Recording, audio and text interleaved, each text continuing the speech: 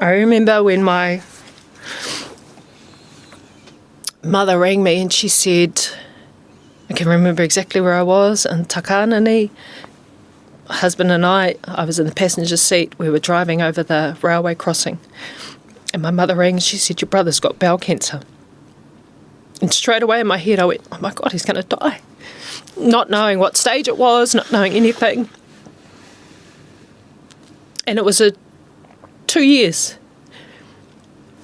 And one of the biggest regrets that I have is the day that he was told it was going to be terminal. I said nothing. I was in the room and I didn't know what to say. Oh, good, you're here. Come on. This is the centre of performance. Whenever there's a top performance in New Zealand, it all comes from here. That's Lisa Carrington. She's been doing that for days. That's the boy who got the hole-in-one in Tokyo. Oh, he did it again. Hey, Finn, how's the performance going? Top tier. Nice. This is our Generate room. In here, you'll find our top performers helping Kiwis maximise their KiwiSaver investments. Get in here, Finn. Maximise. Right, Generate. Putting performance first. Jenny-May Clarkson, welcome to my podcast. It is a pleasure. Seriously, I'm grateful for the opportunity to sit and have a chat. Oh yeah, why? Just because I'm a nobody now. And any chance I get to, I don't know, tell my story, to have conversation, yeah, I'm up for it. So I appreciate it. Yeah. I just want to pull you up on something. First of all, you're not a nobody, and you'll never be a nobody. Like my research in doing this, it's like almost a decade in the Silver Ferns, vice captaincy. I was part of the senior players group. I'm not sure I was vice captain. I can't remember. That was a long time ago. Well, God, this is going to be hard work, isn't it? A Commonwealth Games medal. You were part of the New Zealand Police for the best part of a decade. They had this high-profile media career. And I think you were so successful in media that a lot of people forgot about like the sporting platform that led from one thing to another. I forgot, but a lot of people didn't actually. It was amazing the amount of times that I would turn up, doing media work, and they'd go, you're the former Silver Fern. And it still happens today. And I'm kind of like, man, that was like 25 years ago. So it's a part of my life that, I don't know, I tend to compartmentalise everything that happened such a long time ago. But again, I mean, it's cool that people remember me from those days, and some specifically how I used to play. So, yeah, left an impression somewhere along the line. So your Silver Ferns, by the way, I've got cards here with chapters on, so we are going to go in sort of order. But okay. Did you were a cop while a Silver Fern? Yep. Those two sort of... Police officer before. Before a Silver Fern. So I joined when I was 19, yeah. Did your Silver Ferns playing career overlap with Bernie, who I had on the podcast last year, Bernice Mini? Did she ever outsource any of her school homework to you? Did she get you doing any marking? Or? Actually, no. But Bernie gave me my Silver Ferns uniform. She was already in the team because she was a baby when she made it. Yeah, 17, I think. Yeah. And... when you first get into the team and you're in a series, you're handed your uniform. Back in those days, it was by one of the players, and she gave me my very first Silver Ferns uniform, which was a huge honour. Even, she was young, but she had so much experience by that time. But she never outsourced it. Thank God she didn't, to be perfectly honest. Jesus, she would have done better on her own. So, most recently, so we're recording this in, I suppose, mid to late January, and it was 2 months ago, 20th of November 2025, that you finished on Breakfast TV after 5-6 years there. Yep. And at the time you said you were excited, anxious, scared, but ready. Yeah. 2 months on? All of those things still. It's been a really interesting period, and I think largely because I've always had things on the go. I'm in something and then I'm into something else. That didn't happen this time, so it's been a couple of months of me trying to figure out what is the next step for me. I think the first week I was just enjoying the sleep-ins. And then I said the second week I'm going to get into my routine. I'll get up at 5:45 in the morning. I'll get out to the gym. I'll do my journaling, have breakfast, and then get ready for the day ahead because we're still on school holidays, right? So I did that in the second week. And then in the third week, which is around Christmas time, or leading into Christmas, all the wheels fell off. And that for me, it was an interesting time because I was trying to figure out what actually was going to fit for me. I didn't have to get up at a set time. I didn't have a job to go to. So what now? What does my life look like? What does my day-to-day look like? And it was all good for me to put in a routine at a couple of weeks after, leaving a company that I'd been with for 20 years, been getting up at 3:30 in the morning for 6 years. And all of a sudden, that routine was gone. So I was trying to find my own. And if I reflect back now, it was probably not a dumb thing to do, but I think I was a little bit naive in how everything would unfold. I was trying to create something, but I didn't actually know what the end game was. I feel like I'm getting there, but I'm still trying to figure out what my day-to-day looks like. And for me, trying to create my own business, I'm not so, and again, this has taken a couple months, I'm not so stuck on what my day-to-day should look like. At the moment, I'm in the midst of school holidays, right? Got 2 9-year-old boys. Our 2 big girls have come back to Auckland, so they're staying with us as well. And so trying to figure out all those dynamics that are going on in the house whilst also trying to figure out what I'm doing, it's a lot going on.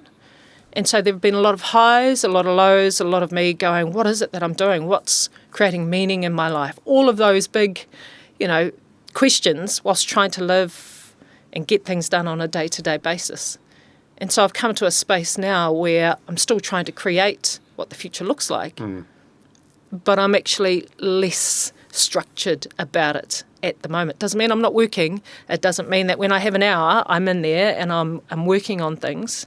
But what it does mean for me is actually changing my mindset of I don't have a 9 to 5. I don't have a 3 a.m. till 10 a.m. and then a 2 p.m. to a 7, 8 p.m. That life no longer exists. And what I create is entirely up to me. That's a very difficult thing to get your head around when you've done it for so long.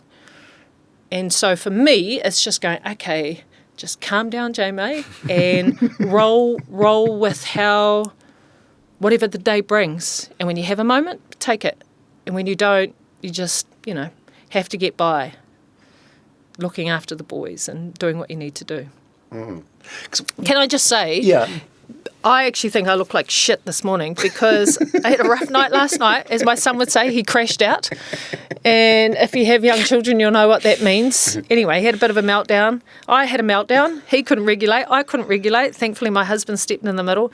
Got up, 4 kids at home, trying to clean everything, dropped them off at a mate's place. Didn't do my hair, didn't do my makeup. And I thought, you know what? This is just life, man. And I'm not going to stress myself out by trying to throw on a little bit of makeup here and there just so that I can pretend in front of everybody else that, this is just how I look every single day. No, this is how I look every single day. Well, Minus the track pants. I think you look fantastic, and I love the authenticity. Actually, just before we started recording this podcast, we had a brief chat about glasses. I'm in the glasses gang now. Do you need it for driving, for seeing me, for reading, for everything? Yes, for everything. So I've got progressives. So when I was on telly, because you had your bits of paper in front of you, you had to be able to see that far, but then you've also got the auto cue, which is a distance away. So I had to, top bit for distance, the bottom bit for actual reading. And now I managed to get myself some sunglasses, progressive sunglasses, game changer. You know, when you walk around in a mall and you see people with sunglasses on, you think, what a dick. It's like you're not outside. I do that now because I drive to the mall or wherever and I leave on my sunglasses because they're progressives and I can see. So don't mock them is what I'm saying. No. I think I got to 48 without glasses, and I said to a friend of mine who's a couple of years older, I said, I think I've dodged a bullet. Like, my eyesight's still good. And she's like, no, nobody dodges the bullet. No. And then, sure enough, a couple of years later, found myself in the magazine and card section of the supermarket where the glasses are, and there was no one else there, so I thought, I'm going to try some on. Put them on. Oh, my God. Yeah. It was a game changer. Yeah, well, it's ego that stops you from doing it in the first place. Oh, it's fine. I can see everything. It's fine as you're doing this kind of business. But, yeah, I think, when was mine? About 45, 46, I think it was, when my eyesight started to go. I didn't have an issue with it. I tried, what do you call them? I was going to say cataracts, but they're not. Contacts? Contacts. Oh, can't do that. Can't do that. But, yeah, if I take my glasses off, you're blurry. Yeah. It's better that way. Keep them up. Keep them up.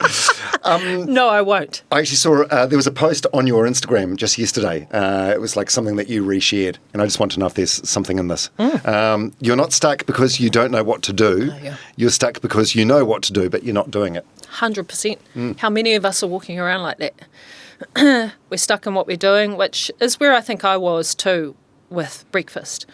Stuck in it because it gave me certainty, it gave me stability, it gave me a steady income, which therefore I could take care of my family. But I knew I wanted something else, and so I stayed in there, probably a year at least too late, feeling like you were grateful for everything that it gave you, but that you were yearning for something else. And there's so many of us, I think, that are living that life right now. Absolutely. And many of us want to step out of it, but we just don't know how. Or the responsibilities are so great that we don't see a way out of the situation that we're in. And I've talked about this before. It took me a couple of years to actually be able to walk away from what I was doing. And it took a lot of work on separating my identity out from my work. It took a lot of planning about what is going to be the next step, even though that wasn't fully realised when I did finish. But I knew the pathway that I wanted to go on. And I was able to prepare myself to the best that I could before leaving. But yeah, and I'm really passionate about that now because I understand how long it took me. And then the more conversations I have with people, whether that's online, whether that's just, talking with mates, there are so many who feel exactly the same way. They're just stuck absolutely. in what they're doing. And they're not satisfied, they're not being fulfilled, but it's fulfilling a need, right? And that need is stability, it's income, it's paying the bills. And that's tough right now for a lot of people. And so to walk away from something that gives you that stability sounds crazy. And I haven't fully realised the impact of me finally becoming unstuck.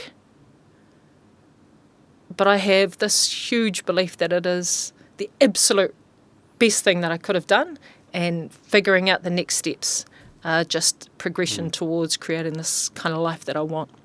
Also, you've got the data from your half century on Earth that, like, whatever you put your mind to, you can do. 100%. Yeah, 100%. You can do it. And there's that saying I really like, a ship is safe in the harbour, but that's not what ships are for. Yeah. And it's about going out and creating adventures for yourself, right? And if you stay close to the harbour, that's never going to happen for you. So I understand the fear that is there for people. And so I do talk a lot about it's just creating one step every single day towards becoming unstuck. We know what we want. We don't have to have a clear vision of what that looks like. God, I have no idea. I mean, I have this vision of what kind of lifestyle I want to create. I don't need a lot of things. For me, my priority is my family and my sons and our big girls, and creating, a future for them. And I'm not talking about money-wise. I'm just talking about them believing in themselves and that they can create their own future. If they don't want to work for somebody, well, don't. But what is the next pathway? And opening their minds up to a different way. And so for me, that is a priority. But again, I still have to pay bills. We still have to be able to put food on the table. And so, my husband runs a charity. And so we've, between that and me not working, there's a lot for us to be figuring out. But we're both committed to him living his, fulfilling his dreams, and there's me trying to figure out what that looks like for me as well. And we're both committed to that. And doing that, hopefully we can teach our children that there is different ways of being able to live your life. And you can create that. Yeah, that's really powerful. It's role modelling in a way. Hey, it's showing some courage. 100%. But, again, I've got no idea what the future is going to look like. But what I do know is that I'm in a space now where I can create that. And I'm really, even though there's uncertainty and, there's a little bit of fear wrapped up in all of that, it's an exciting space to be in as well, and trying to figure out everything day by day. Yeah. Yeah, and the mountains that you've made it to the top of before, you don't just decide one day you're going to go to the top of the mountain and get there. You have to do the steps. I still think that, though. Yeah. So I suppose now you're at base camp, and it's just deciding what direction of the mountain to go up for the next summit. Yeah. Again, I know where I'm heading in terms of, I know that I want to do something meaningful, and I can do that because of all the experiences that I've had, and to be able to share that. And my whole life has been, I started out doing sports science, and then I went into the police force when I was 19. While I was there, I studied as a teacher at Waikato University. Then I was doing some radio, and then I was doing a little bit of netball commentary, and then I was doing sports news. And then, and there's been all of these things that have happened along the way, which have been amazing, because I've not stood still. I've always kind of tried to put myself into environments where I feel very uncomfortable. But the flip side of that too is that I always have something that's next. And then all of a sudden in my life, there's a next, but I haven't figured out what that next, what the clear picture is of what is next. And so that in itself has created some anxiety for me, because I've had all of these things and I've gone, yep, that's the next thing. Yep, that's the next thing. Yep, that's the next thing. Yep, that's the next thing, Jenny-May, walking out of, a job, but actually there's no real clear, it's a bit foggy. So it's had its, benefits, and now I'm experiencing the flip side of that and the uncertainty. But in everything that I've done, there's always been some kind of fear in it. And I'm in that space now. So I'm okay with it. I'm comfortable in it. Yeah. By the way, it's happened twice so far. I love how you refer to yourself as J-May. Oh, yeah. Yeah. Is it like like almost like an alter ego thing? Potentially. I think it's just the way that I kind of, over the years I've spoken to myself. And again, I go back to this confidence piece, and, in moments where I've lacked some confidence, and moments where I've been a little bit anxious and having to talk to myself and go, come on, Jamie, you've got this. I don't know, I guess I still continue to do that, and have done for years. I love it. All right. Geez, a hell of a chat already. I know, sorry. Okay. No, it's good. You're such a captivating speaker. I'm hanging off every word. Okay, but let's go all the way back. 9th of April, 1974. God. Earliest memories, J-May. Growing up, moving into our first home that Mum and Dad owned in Pīvlle, and getting a TV. And it was the big TV that sat on the ground with the speakers were on the side, and the remote, and having a remote for the television. You had a remote? We had a remote that you put into the TV, and then you pushed it and it came out. that was pretty exciting. That's my earliest memory. I would have been about 3. Prior to that, no clues. I think I was just pushed around by my brothers and my sister, and yeah. Yeah, because you're the baby of the family, Yes. 6 kids. Yeah. So 5 older siblings, and your parents ran the Cloverleaf Dairy. Yeah, for a little while. My dad was a truck driver for a number of years before they took over managing the Cloverleaf Dairy. Just still there, still in the main town of Pīvlle. What was that like? That would have been my dream at that age, having parents that owned a dairy. Seriously, so good. I would go to school, call in, grab my lunch, and head off to school. Or come home for lunch, have a burger and fries and a Coke, then head back to school again. Yeah, it was very cool, but it was long hours. You know, Mum and Dad were gone before I got up for school. Yeah, 5 a.m. starts? Oh, earlier than that, Wow. because they'd open the shop up for truckies that would drive through, because it's on the main highway. So they'd be gone, nobody home when I got home from school. Usually one parent would come home, bring me some dinner, and then go back to the shop. And then there was catering on the weekends. So they worked really, really hard. And again, they didn't own it. They were managing it on behalf of the family. So, yeah, some good memories, but also some lonely times too, you know, with parents just trying to get by, really. Yeah. Lonely in what way? Oh, I would have thought it'd be a busy household even without your parents there. No, because I'm way younger. So my older siblings had gone, you know, my older brother. So there's me at 51. This is how I work it out. 51. My brother who passed away, he would have been 55 because there's 4 years between us. My sister's 57. And then my other brother 59, other brother 61, 63. So the 2 older siblings had gone. Yeah, they must have felt more like uncles or aunties. Yeah. And then my sister, her and I just fought all the time. And my other brother, he moved out as well, and then he moved back home a little bit later. And then my next brother, he passed away when I was only 6. So, you know, they were doing their thing as teenagers, and then my 2 older brothers had moved to Rotorua at that time. And then Mum and Dad were at the shop. Monday to Sunday. And so, you know, Christmases, all of those times, there was lots of activity going on because everybody would come home. But in between all of that, you know, Mum and Dad were working, I was at school, and then there was netball. There was a whole lot of other kind of activities going on, but it wasn't a full house while I was growing up. Yeah.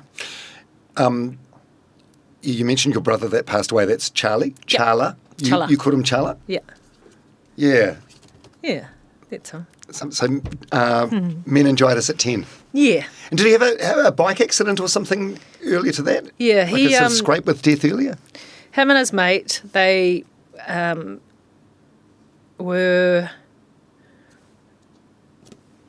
out the back of our place, and there's a bit of land out there, and there's a hill. So they took this bike. It had no seat, no brakes. I don't even think it wouldn't have had a chain. Anyway, they took it to the top of the hill, and my brother jumped on the front of it, and his mate was behind him, and they went down. There were rocks all over the place. Hit a rock, fell off, and he split his head open. Right down here. And we didn't have a car at the time. I can't remember where the car was. Dad might have. And his mum was home, and my brother was home. And this poor boy comes running. He goes, "Oh, Charlie's had an accident. He's had an accident." So my brother runs up. My mother's frantically going, "Go and get your brother." She runs next door to try and find a car to get him to the hospital. And I can remember my brother carrying Chala like this, and there was just blood everywhere. Anyway, they rushed him off to hospital and everything seemed fine. Yeah, and then a few weeks later he died. Look at that haircut. He must have cut it himself. Yeah. Yeah. So the meningitis had nothing to do with the bike accident? I'm not sure. No. I'm not sure. Things aren't so clear for me in that way, whether it was related or not. But, yeah, he died at home. Yeah, in my father's arms. What are you? So you were 6 at the time. He was 10. What are your memories of that? Of the actual time? Were you just confused? No, I knew he'd died. I didn't hear what was going on. I don't know at what point I woke in the night. I remember the ambulance arriving and my mum and I outside walking up and down our driveway. I was on her back just holding on and she was just backing me back and forth. And then my grandfather, I don't know at what point he arrived, but I do remember him being there and standing in the passage with his head on the wall and his arm up and just saying, why wasn't it me? Why didn't you take me?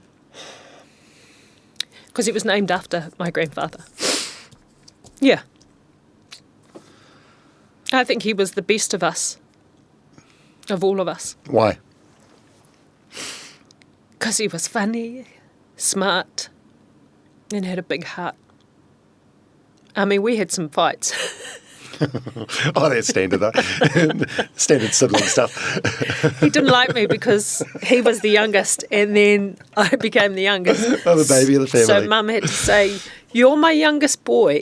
She's my youngest girl. So he didn't like me very much, but yeah. So my son's named after him too. Oh, wow. That's powerful. Charles. Yeah. It's funny how you were so young at the time. It was like it was a lifetime ago, really. Like, say 45 years ago. Grief. Yeah, what have you learned about grief?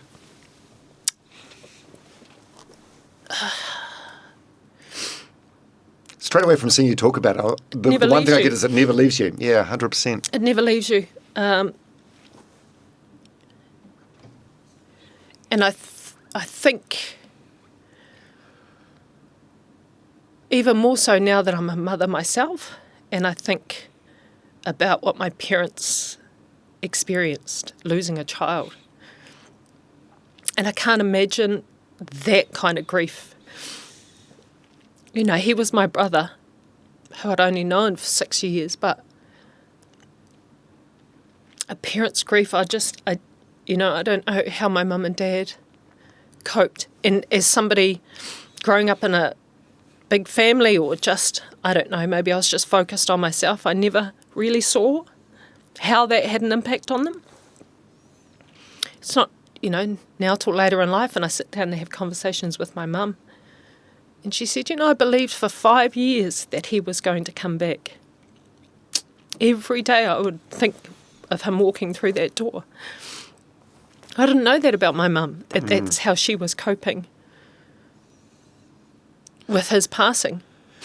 Do you think she just didn't want to share it because she was putting on a brave face for you guys, or? Yeah, as you do as a parent, you try and, mask those things, or you try to keep that hurt from your children. But it wasn't until one of my aunties said to her, Patty, you have to let him go. He's not coming back. And for whatever reason, in that moment, she realised that, she was never going to see him walk back through that door again, or walk around the side of the house. But yeah, grief, it never goes anywhere. It comes and goes, and I accept when it comes back. I'll quite often shed tears, be in the car, cry, and I'm okay with that. For me, that's about remembering who they were and the impact that they had on my life. And when I say they, I'm obviously talking about Chilla, my oldest brother Jeffrey, who died, and my dad. Yeah, so your brother Jeffrey, 2018? Was it 2018? You lost him to bowel cancer? Yeah, that'd be about right. So so he had a car accident which gave him a brain injury. Yeah, that was years before. That was years, when I was at school, actually, that happened. Yeah, and then bowel cancer, and then your dad passed 4 months later. Yeah, that must have been a shitter of a year. Yeah, it was. I remember when my mother rang me and she said, I can remember exactly where I was, in Takanani. Husband and I was in the passenger seat. We were driving over the railway crossing. And my mother rang and she said, your brother's got bowel cancer. And straight away in my head I went, oh my God, he's going to die. Not knowing what stage it was, not knowing anything. And it was 2 years. And one of the biggest regrets that I have is the day that he was told it was going to be terminal. And I said nothing. I was in the room and I didn't know what to say.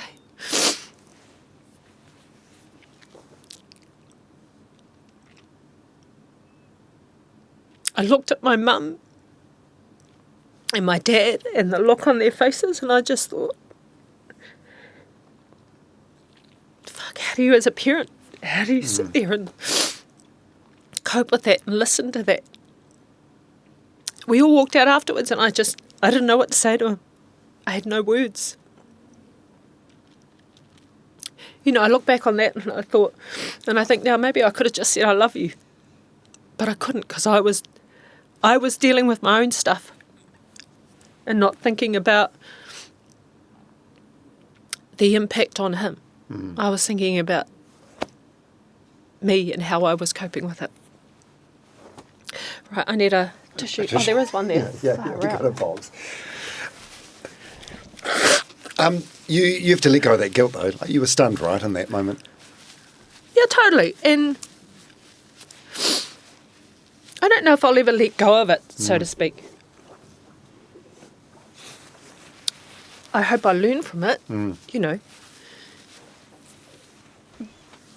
But I was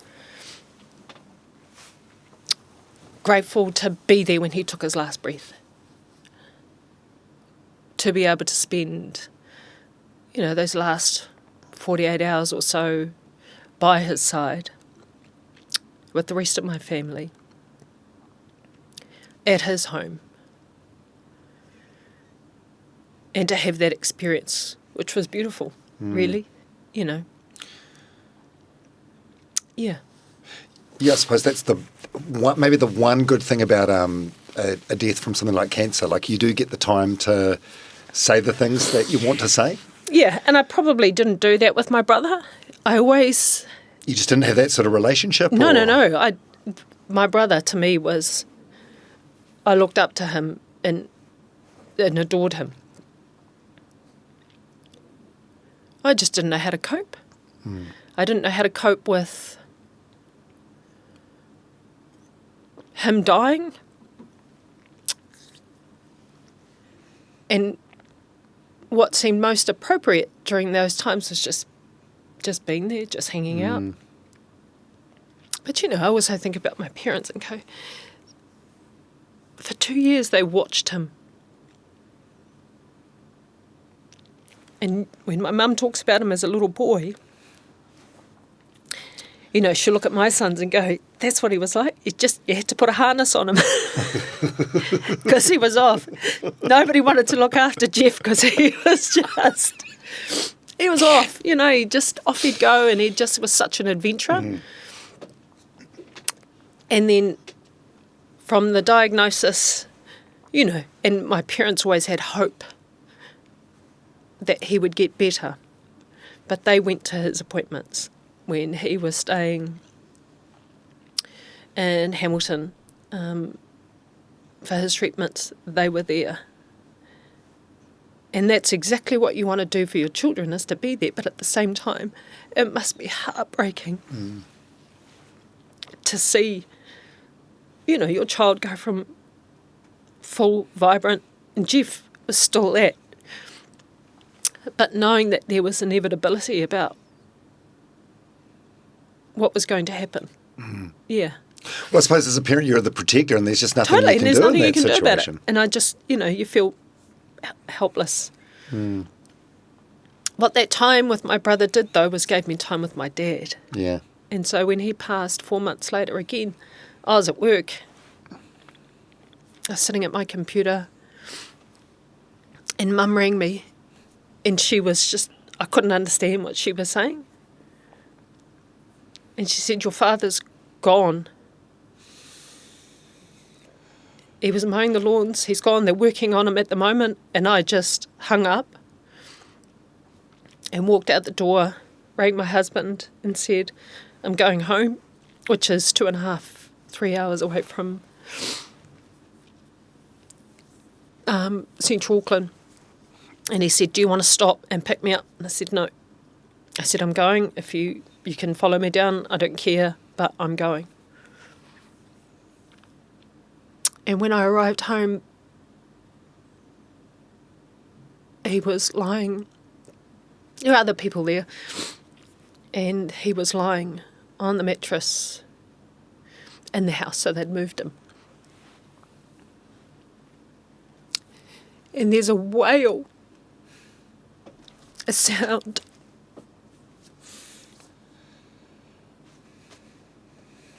When your heart is so broken. It was one of my biggest fears, was seeing my dad.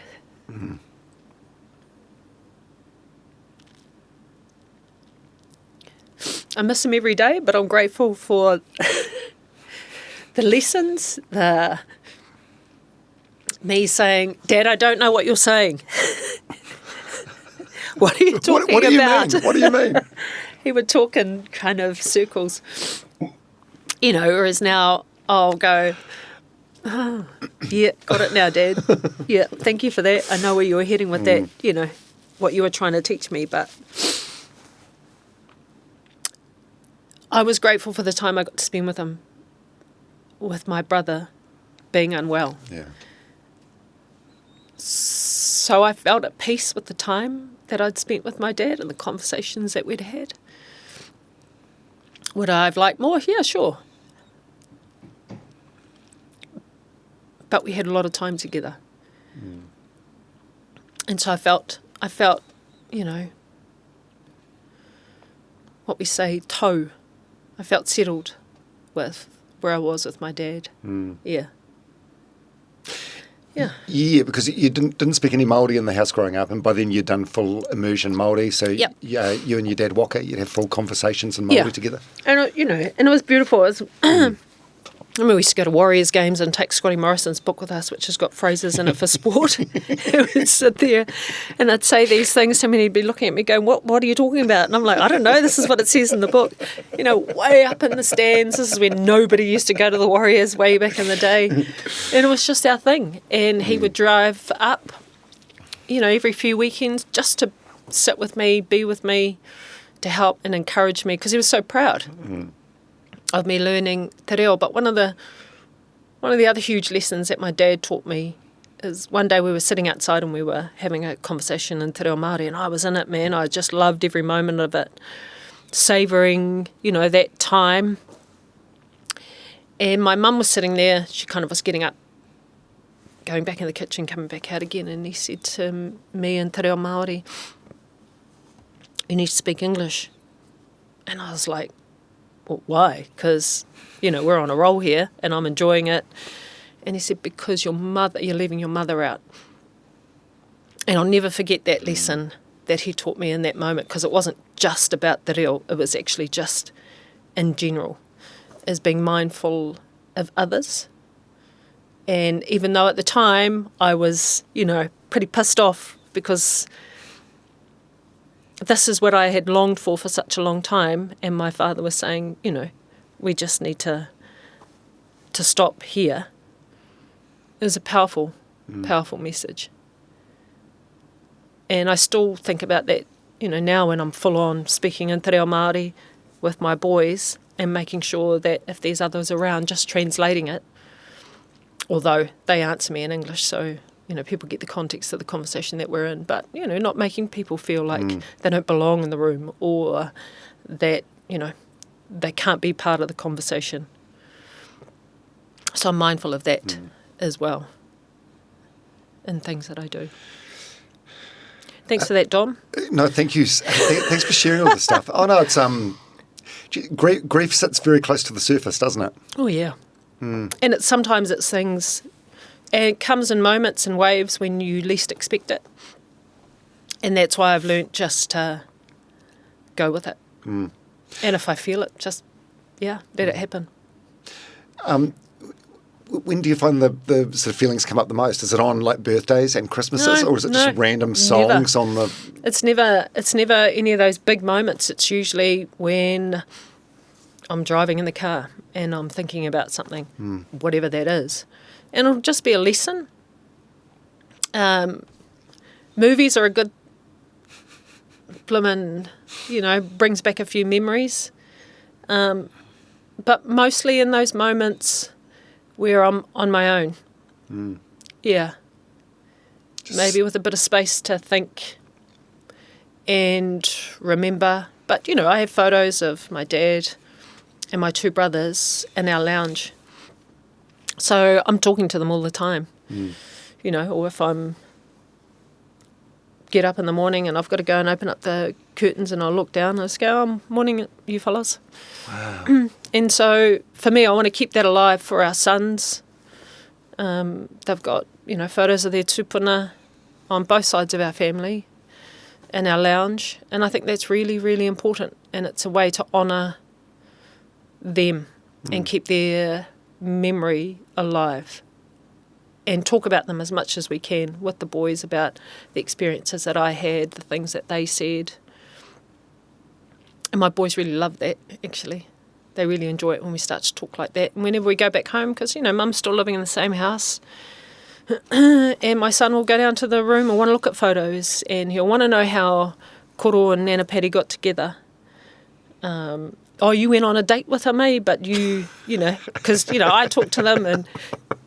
they love having those kind of conversations. They like understanding who they are and where they come from. Yeah. Yeah. I think that's one of the nicest things you can do to honour someone. Like if I was dying of a terminal illness and my friends were like, hey, we're not going to forget you and we're not going to let people forget you, I think that would mean so much at that point. Yeah. And that's what we do within our family as well. Again, on both sides of my husband and I. I know that stuff's not easy, so thanks so much for sharing it. Yeah. I don't think we should be afraid of grief or the emotions that it brings up. No, it shows you care. Yeah. And as hard as it is, I think there's healing to be had in it as well. I've got a quote from you here. Being Māori, I thought, was something I should tuck away and hide. Yeah. I think that was through your teenage years. Yeah. When was the decision made to reconnect? It was always there was always a want there. Even throughout my playing years, and I'll never forget the time we went to the Commonwealth Games over in Manchester, 2006, and we were being welcomed. Was it New Zealand House? I don't think it was. It was somewhere else. Anyway, the whole New Zealand team was going, and then I was asked, our team manager came to me and she said, could you do the karanga to bring us in? They're going to welcome us. Can you do the return karanga? And I went, no. And she said, well, we actually don't have anybody else. I said, I've never done a karanga in my life. I said, I'd have to ask my dad. He said, no. He said, it's got to be somebody else. Somebody else can do it. I don't have my reo. I'm not connected in that way in terms of the language. Anyway, I went back and said, look, I can't do it. And they said, well, actually, we've got nobody else. So I learnt. And I remember in that moment, just being so profoundly proud of being able to do that and having the whole New Zealand team just kind of, and because they understood, that it wasn't, I was nervous. First time I'd done one. Actually, not the first time. I had done it previously at school. But the strength that I gained from them knowing that, they knew how significant that this moment was for me. And so there's always been those moments throughout my life where it wasn't really a matter of if, it was just when. Me letting go of, whatever things had happened in the past, or my thoughts in the past, not really what happened, but my thoughts from the past, and actually embracing that and going, yeah, this is who I am, and it's okay to be proud of that. And it just took time for me to figure that out. And it didn't come till later on in life, but it was a time when I was ready. Again, I was at TVNZ.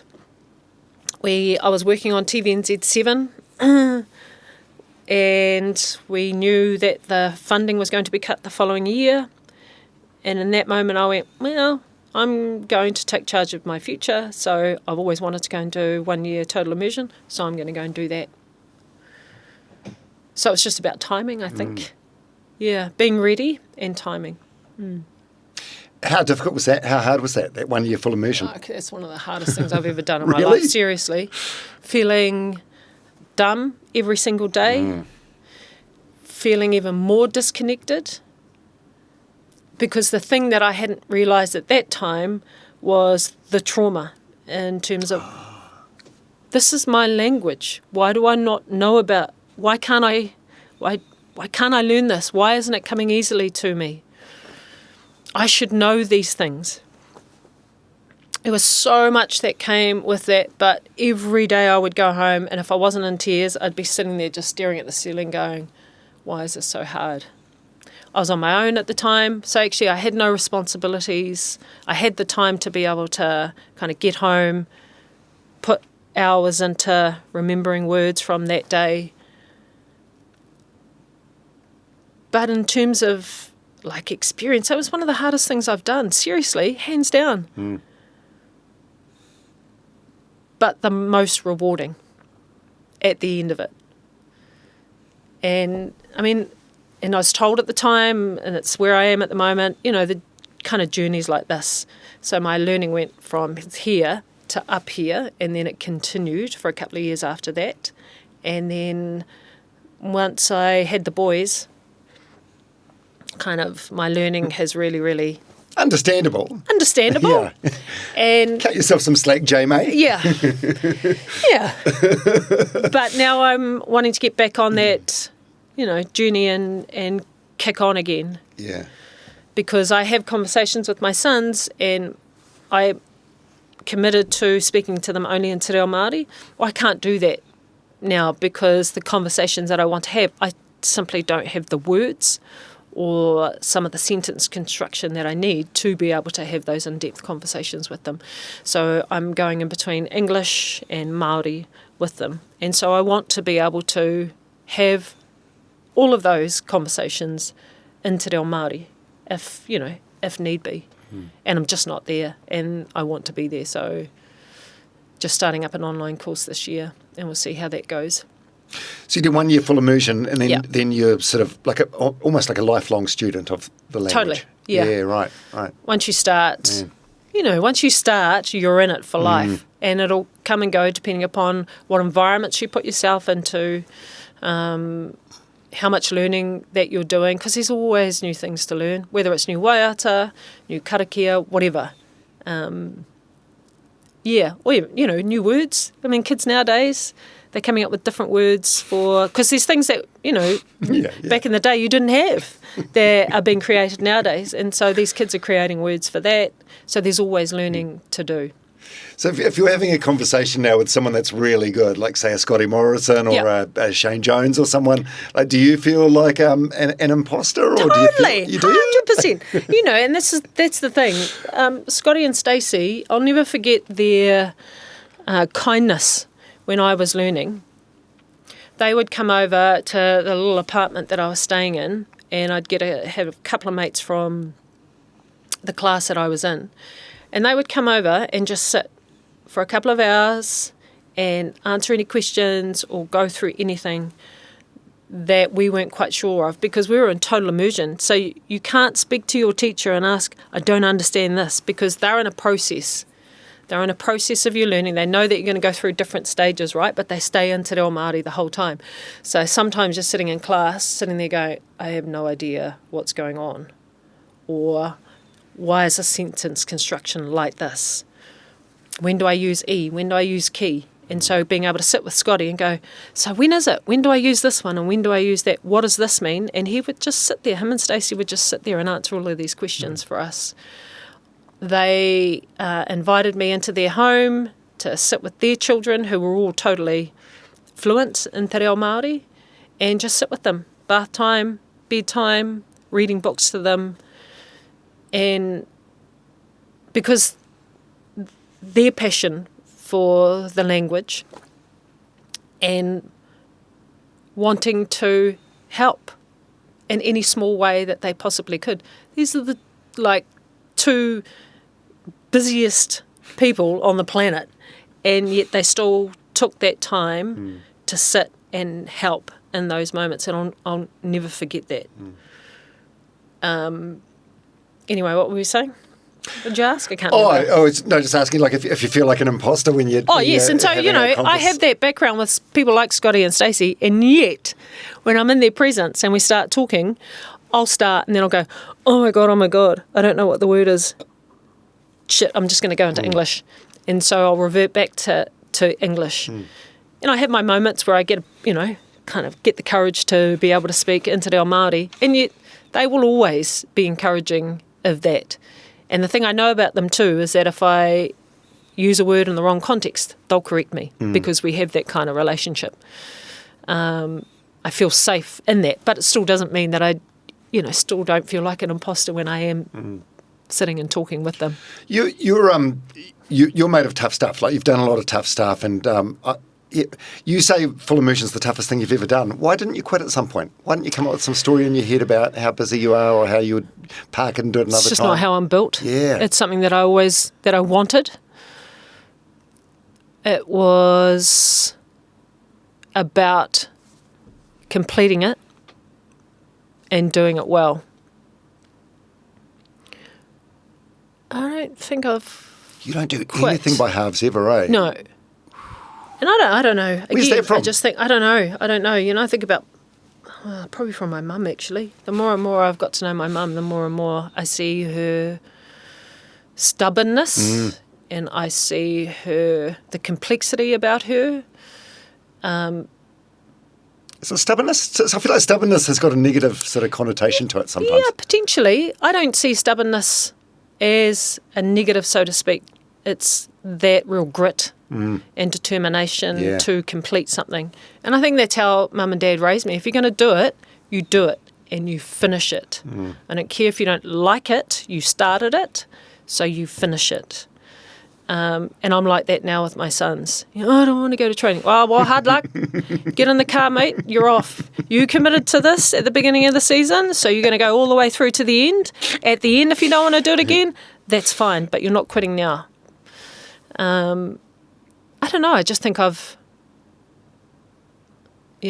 I'm raised. It's like the line, eh? My mama didn't raise no quitter. Our upbringing seemed very similar. It was like, okay, if you want to play tennis, we're getting you a tennis racket, but you're playing all fucking season. Yeah, that's it. Whether you like it or not. That's right. And at the end of it, okay, we can have a conversation about it, but, don't come to me halfway through and say you don't want to do it anymore because it's hard. Well, hard luck, because you're committed to yourself first and you're committed to your team. So, you quit now, you let yourself down and you let the team down. And then at the end of it, at least you'll know whether you want to do it or not. And sometimes life just gets hard and you've got to move through it. And again, you can make that decision later, but right now, sorry, mate. Such good attitude. God, I wish we could bottle that up. Yeah.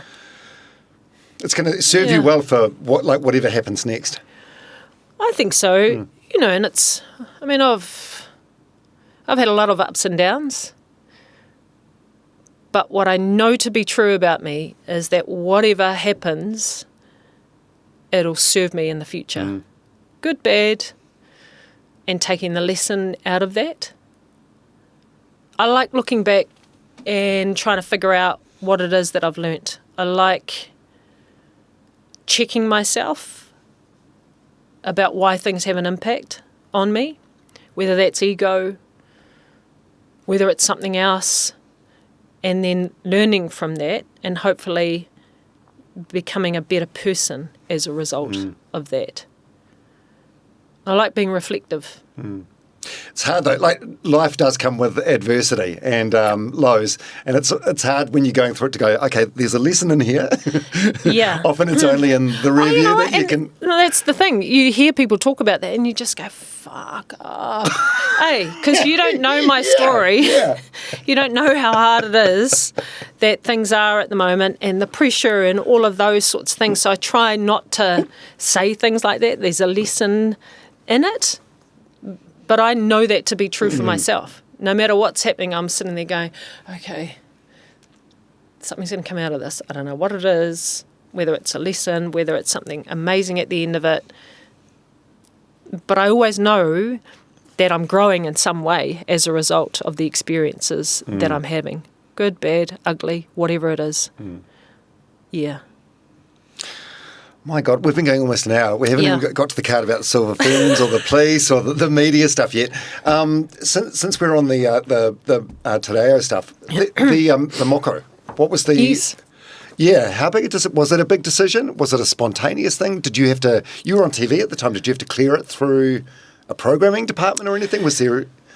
so many questions there, I'm sorry. No, that's cool. And no, it wasn't spontaneous. It was something that had been hanging around in my thoughts for a number of years. And as my mum said, when I went home to tell her that I'd made the decision, she went, "Oh yeah, I knew this day would come." And I was like, "What?" She said, No, I always knew that this, would come for you. And it was one of those things that had been coming and going, and then it stayed with me for a long time, weeks. And there's, sometimes you have to actually just sit and feel it, listen to it. And I sat outside with my husband one morning and I said, "I'm going to get my kōwhai." And he just looked at me and went, "Awesome, babe." And again, for him, it wasn't a surprise. And then his questions started to come. So are we going to get it done? How are you going to have the design? What, all of these things. And I was like, I don't know. Like, I'm just at this point in time where I'm finally at peace. It seems like a natural thing for me to do. And so there was a whole process around that. And I spoke to people who I trusted, who I knew were the right people to talk to. And then once I had kind of been through that process for myself, I then went to work and said, "I'm getting my kōwhai." I didn't ask. I just said, "This is what I'm doing." And I knew that there was the potential for me, to go, "Well, actually, can't do that." I don't know why, but in my head, I thought, well, if I lose my job as a result of it, then so be it. It wouldn't look great in a personal grievance. No, it wouldn't. The optics aren't awesome. No, it wouldn't. And I thought about that later. But whilst making the decision, that wasn't something, of course, that was a game changer for me. So it was a process. And, again, everybody's different about how they arrive at their decision.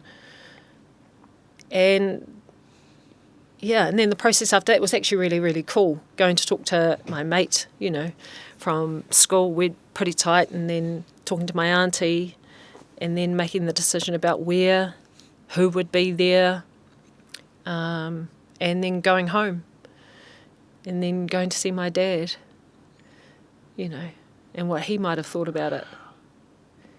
Or going to see your dad after you got it done? When at the urupa, the cemetery, where him and all my tupuna lie, and taking my kōwhai to him. I think he'd be proud. Yeah. Oh, 100%, right? Oh, yeah, it's funny. My dad's, like my dad and I, he's crack up. Because he's always taught me about, it's not about you, it's actually about those who have come before you, and you're a representation of that. Took me again a long time to figure that one out when he said it's not about you. Anyway, yeah, I think he'd be proud, my dad. Oh, 100%. Yeah. What does it mean? By the way, I called it a moko before. Is that wrong? Kōwhai. Kōwhai. Yeah, it's a moko. Kōwhai, because it's on your chin. Okay. And the placement of it. But in essence, moko, a tattoo. It's a representation of who I am as Māori. Because you are in no doubt of who I am and where I come from. And so for me, in terms of the design, there's a certain way that kōwhai are designed. And it was interesting, actually, because the conversation that I had with my both my auntie and my friend, actually, because I thought there was a certain, you had to have it designed a certain way, and both of them said, you do it how you want to do it. You're the one that has to wear it. Because there's only one other person in my whānau that had the kōwhai that I know of, and that was my great-grandmother. But there was no photo of hers. But we had whānau who have a recollection of what it looked like. And so my auntie, my brother, my dad's sister, took that kōwhai. And so there were thoughts for me, do I go and ask? Is that, something that I can ask for? And then in the end, after conversations with my auntie, it was kind of like, no, it's not for me, that. And at the same time, it was really important for me to connect with both sides of my whānau. So my mum's from up north, Ngāti Kahu, and my dad's from Ngāti Maniapoto. So it was important for me to connect with both of those sides. But so I went up north and had mine done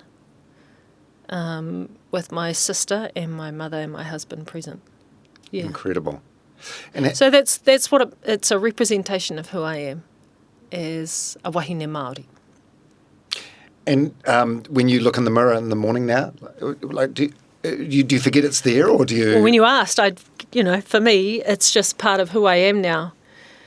So I often will forget that I'm wearing it until I see a little kid come and kind of go like this to me, or go like that, or whisper to their mother, which I love. Seriously, I love it because it's a conversation starter, that. And again, not. I hate to use the word normalise, but, to say it's okay if you want to ask me a question, that's fine. Do you want to touch it? Do you want to have a look at it? Because I feel that's what I want to do when I see somebody's kōwhai. I want to look at it. I want to have a look at the lines. And so I'm not offended by that. But I look back on photos now and it doesn't look like me without my kōwhai. I'm kind of like, oh yeah, and my sons are the same. They're like, oh, doesn't look the same, Mama. Yeah, so it's just part of who I am. From a TV perspective, was there more viewer response about the kōwhai or grey hair? TV viewers are weird, aren't they? The ones that interact. You know what? It was probably more about the grey hair, to be perfectly honest. It's quite pleasing in a way. Yeah. I mean, the ones about my kōwhai were probably a little bit more intense, if we put it that way. But yeah, you're right. People pick up on different things. I remember there was a lot of complaints about when I first got my glasses, and I was getting used to them, so I'd kind of take them off and on. Oh, inbox flooded. Leave them on or take them off, one or the other. So much investment. Okay, cool. I get it. I'm sure at some stage they'll stay on. I'm just getting used to them. Just give me a bit of space. But people notice. That's cool. Yeah, they're watching. Hey, they're watching. That's the most important thing. Okay, let's talk about the policing career for a little bit. So from 1994 to 2003, you're a police officer in the Waikato. What? So you dreamed of being a Silver Fern from the age of 11, but I suppose the sport was amateur, so you needed a job. Yeah. And from the age of 10 is when I knew I wanted to be a Silver Fern. I wanted to help people, and being a cop was one of the ways that I thought that I could do that. So from early teens, I knew that that's what I wanted to do. And at 19, back in the day, 19, jeepers. Again, I kind of go, need some life experience, sister. I wouldn't have it any other way. The amount of, when I went into the police force and the time that I spent in there, but I certainly encourage people nowadays, go do a few things before you go into the police force, because it's pretty full on, and you're dealing with a whole lot of different circumstances. And if you haven't lived life, you're kind of going into some circumstances whereby you don't have an understanding. And so life experience, I think, before going into the police force is something that can really, really help the way that you cope with things, or even approach things that you will experience within that time. But I loved it. I really, really loved it. And the only reason I left was because I couldn't see myself as a 40-plus-year-old woman doing frontline. And I didn't have any aspirations at that time to go any further up within the police force. I loved being on the front line, loved dealing with people. Moved sideways slightly and started working with young people. Like a youth aid officer? Yeah. Yeah, moved into youth aid at the same time that I was studying full-time at university. So it kind of, dovetailed all of that work. And I loved that. I loved having the opportunity with young people to just kind of sit with them, talk, and maybe on some level have some influence on them. Hence, which is why I started, training to be a teacher. And then realised pretty quickly it's not really me. Being stuck in a classroom, all day. Although I did do PE and health, because those are the two subjects that went together, and I wish I hadn't done PE. I got frustrated with kids that, would just make daisy chains while we're all trying to learn a sport or, do some kind of activity. But the health side of it, I loved it. Loved that subject. But yeah, I loved my time in the police force. Do you remember your first arrest? Is that something you remember as a cop? Yeah, or? Yeah, I do actually. It was a guy broken into a house. And so I remember the house. I don't remember anything else, but that was my first burglary. That's got to be the weirdest thing. Like you're cuffing someone and taking away their freedom. Like it's got to be. I just can't imagine that feeling the first time you do it. Yeah, I can't remember that, but I do remember being on station duty. So this is partway through your training. Everything's changed now. You did 6 months down at police college, and then you spent 3 weeks actually on the job working. You had, you could tell you were a recruit. So I was working in Te Kuiti, which is 20 minutes from my hometown. So I was working there, and then I was in Hamilton for a couple of nights, I think it was. And I do remember it was a busy night, being dropped off outside the police station in Hamilton with a guy in handcuffs, and the cops in the car going, just take him in and we'll deal with it when we get back. I didn't know how to get in the police station. So I'm standing, I'm like, okay, I know what I'm doing. Standing outside the police station going, oh, okay. I didn't have a radio, no nothing. Walked up to the doors, they opened, walked in, I was trying to, like knock on and go, hey, I'm out here. Anyway, ding, ding, ding, ding, ding. Somebody from the watch house finally comes out and goes, who are you? Obviously, I was in uniform, etc. I was going, oh, I'm a police recruit. Guys have dropped me off here with this guy. Oh, yeah, just come through the back. And I was just like... Oh, my God. But that's what it was like, It was pretty full on at the time. Yeah. I mean, as a young person, I loved it. What did you learn, if anything, about human behaviour over that time? Did you lose the ability in a way to see the good in people? Oh, yeah. And I remember one of my sergeants saying to me, and when I was down at police college with me being so young, you have these rose-tinted glasses about what the world looks like and people. And when you come into the police force, you learn pretty quickly, the reality of life for some people. When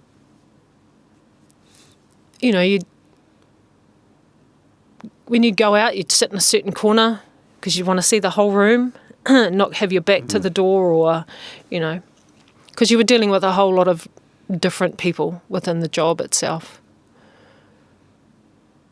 I don't know, I just kept clinging to the fact that I wanted to help people. That was my whole point of doing it. And I was young, full of bravado at different times. But at the core of it, that's why I joined the police force, because I felt like on some level I was helping people. Whether that was people who were victims or whether they were the perpetrators, and trying to understand them a little bit more in the circumstances that they had come from that had led to them doing what they were doing. And maybe there was some way that you could influence that. I don't know whether that was actually possible, because the job was so fast and furious, particularly on weekends. But I look back at those experiences and I just kind of go, man, there were some pretty crazy things that you witnessed. Yeah, from car crash, deaths, domestics, all of it. And you grew up pretty quickly. But again, I reflect back and I go, if I was a bit more mature in my own experiences in life, how I potentially could have done things differently in the job. I was lucky that I was surrounded by some really, really good people during my time. How did you process some of the stuff you saw, like sudden deaths, or like giving someone bad news that a loved one's died, or attending being a first responder at a traffic accident? Like, was it therapy or dark humour with your peers? Or? Dark humour. Yeah. It wasn't that. I don't even know if therapy was on offer. Maybe it was. I don't know. It would have been probably a sign of weakness back then to accept it. Maybe, yeah, maybe. But a lot of it was dark humour. And, because we were living out of each other's pockets a lot of the time, that's where you kind of offloaded a lot with your work colleagues, because they understood what you were going through. They understood the incidences, some of the things that you didn't necessarily want to talk about, what you'd seen, you didn't want to relive that. There were moments where I definitely woke up in the middle of the night with certain things in your head. And certain things now that I still remember as a 19, 20-year-old dealing with. They don't leave you.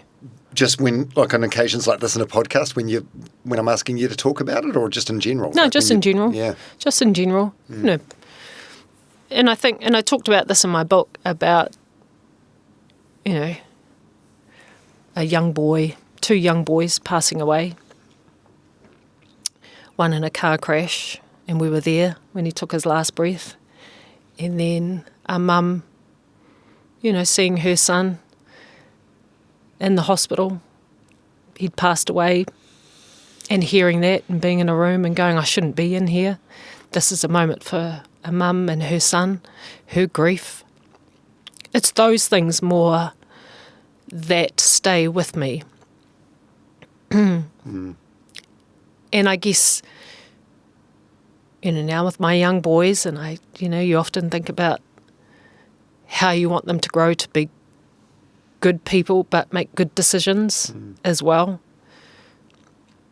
Yeah. Well, thank you for your service.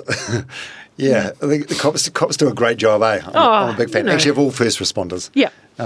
Yeah, because I don't think there's anything in life that can sort of prepare you for these things necessarily. No. Yeah. I don't think so either. Did you ever, were there ever any light moments where you were on duty as a cop and you got recognised as being the Silver Fern? Yeah, there were plenty of those. What's it like being a famous cop? You didn't want to be out on New Year's Eve. Everybody wanted to have a kiss. But, there were guys, whether I was working in the cells over at the courts or just in the cells in the police station itself. Hey, miss! Hey, you're that lady that plays for the Silver Ferns, eh? Yeah, bro. Just moments like that, yeah. Which was kind of cool because for that moment, they didn't see the blue uniform. They just saw you as the person.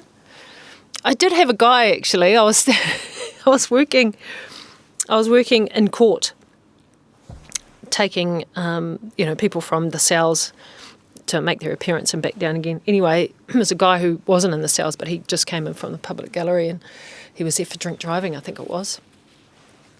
Anyway, I don't know whether it was that day or a couple of days later, I was working in the watch house, which is just at the reception area in Hamilton. The guy rings the bell, he comes in and he goes, "Oh, do you remember me?" And I went, "Oh, yeah, you were in court the other day." He goes, "Yeah." He said, "Oh, I just noticed that you didn't have any rings on your fingers, and I just wondered whether you wanted to go on a date."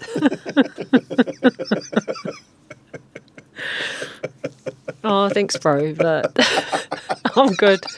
There's a few red flags. Hey, but I just kind of go, good on them. Yeah. Good on them for actually having the courage to ask. And, shit happens in our lives. It doesn't make him a bad person, but I was like, nah, I'm good, bro. I've actually got a partner. Oh, that's great. Yeah. So the Silver Fern stuff, so you were in the Ferns from 1997 to 2002. You dispute this, but you were vice captain in 2001, according to my notes. I can't remember. I can't, seriously. And represented New Zealand at the 2002 Commonwealth Games, where you won a silver medal. Where is the silver medal? I don't know. What, Jenny-May? Give yourself an uppercut. I don't know. What do you mean you don't know? You're just not... Okay, we lost that game in double overtime to Australia. And so whilst I'm incredibly proud to have had that experience of being at a Commonwealth Games and experiencing a final, we lost. So I don't know where that silver medal is. My husband will pull it out every now and again and show our sons, who look at it and kind of go, "Oh, yeah, that's whatevs." But I actually don't know. He would have put it away somewhere. So when you see that silver medal now, it still stings that it's not a gold? Yeah. Yeah. Yeah. Wow. Yeah, in the foreword to your book, there's a line from Stacey Morrison where she says something like, you even treat vacuuming the house as an Olympic sport. I think I can see that now.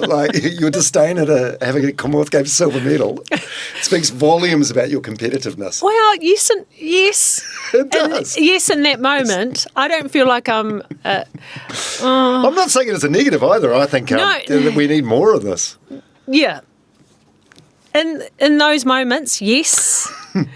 When I have moments with my sons, I reckon I'm still competitive because I want to, put them in their place.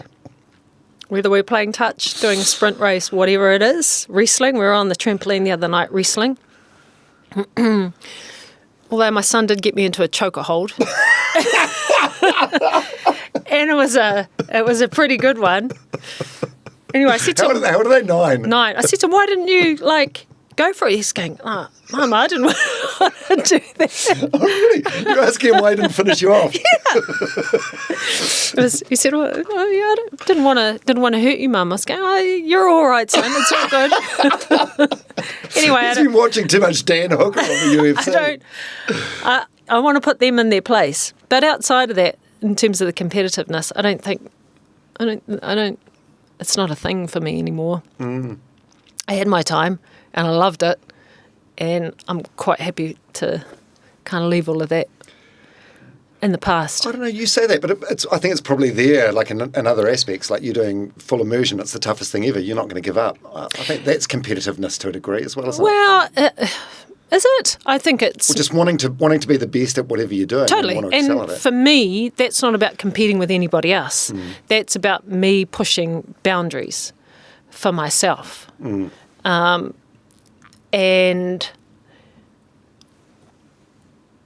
I've kind of had this attitude of, if you don't give things a go, how do you know what you're good at?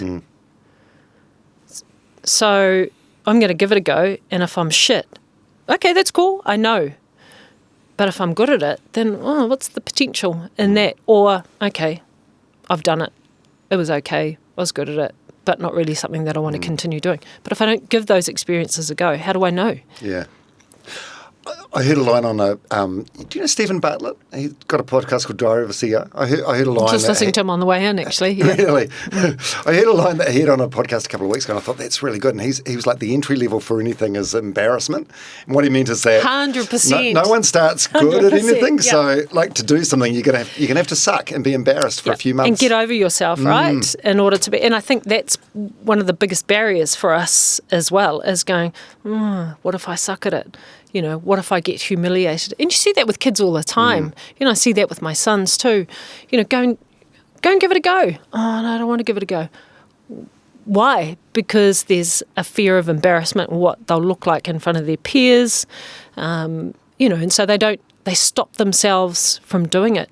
I mean, adults are the same as well. I think in a lot of ways you get worse as an adult. Yeah, true story. But I think maybe I put that aside a long time ago. Yes. And went, oh, well, I'm going to suck at it. But I could be really good at it too. You I don't know. To get through the suck period. I have to. And if it's something worth pursuing, then I can continue doing that. But sitting on the sidelines and, you know, sitting there thinking, maybe I could, maybe I don't know, what if I did give it a go? I mean, what's the worst that can happen? You're shit at it. And what? It's a great attitude. And I think as you get older, you realise no one's actually paying that much attention to it. Nobody Everyone's cares. so self-conscious. Totally. Everybody's worried about their own shit and what they look like and what's going on in their lives, actually. And then, you know, if they've got the energy to be able to comment about you, then there's some dissatisfaction going on for themselves, you know? I think it's also on Diary of a CEO where they talk about, you know, wanting more in life and, you know, I would love that flash car. And then when you get the flash car and you're driving in it, nobody's thinking about you driving that flash car. They're actually thinking about what they'd look like in that flash car. So, you know, you strive for all these things about how people will think about you. Actually, they don't give a shit. Nah. People are, you know, getting on with their own lives. Yeah, absolutely.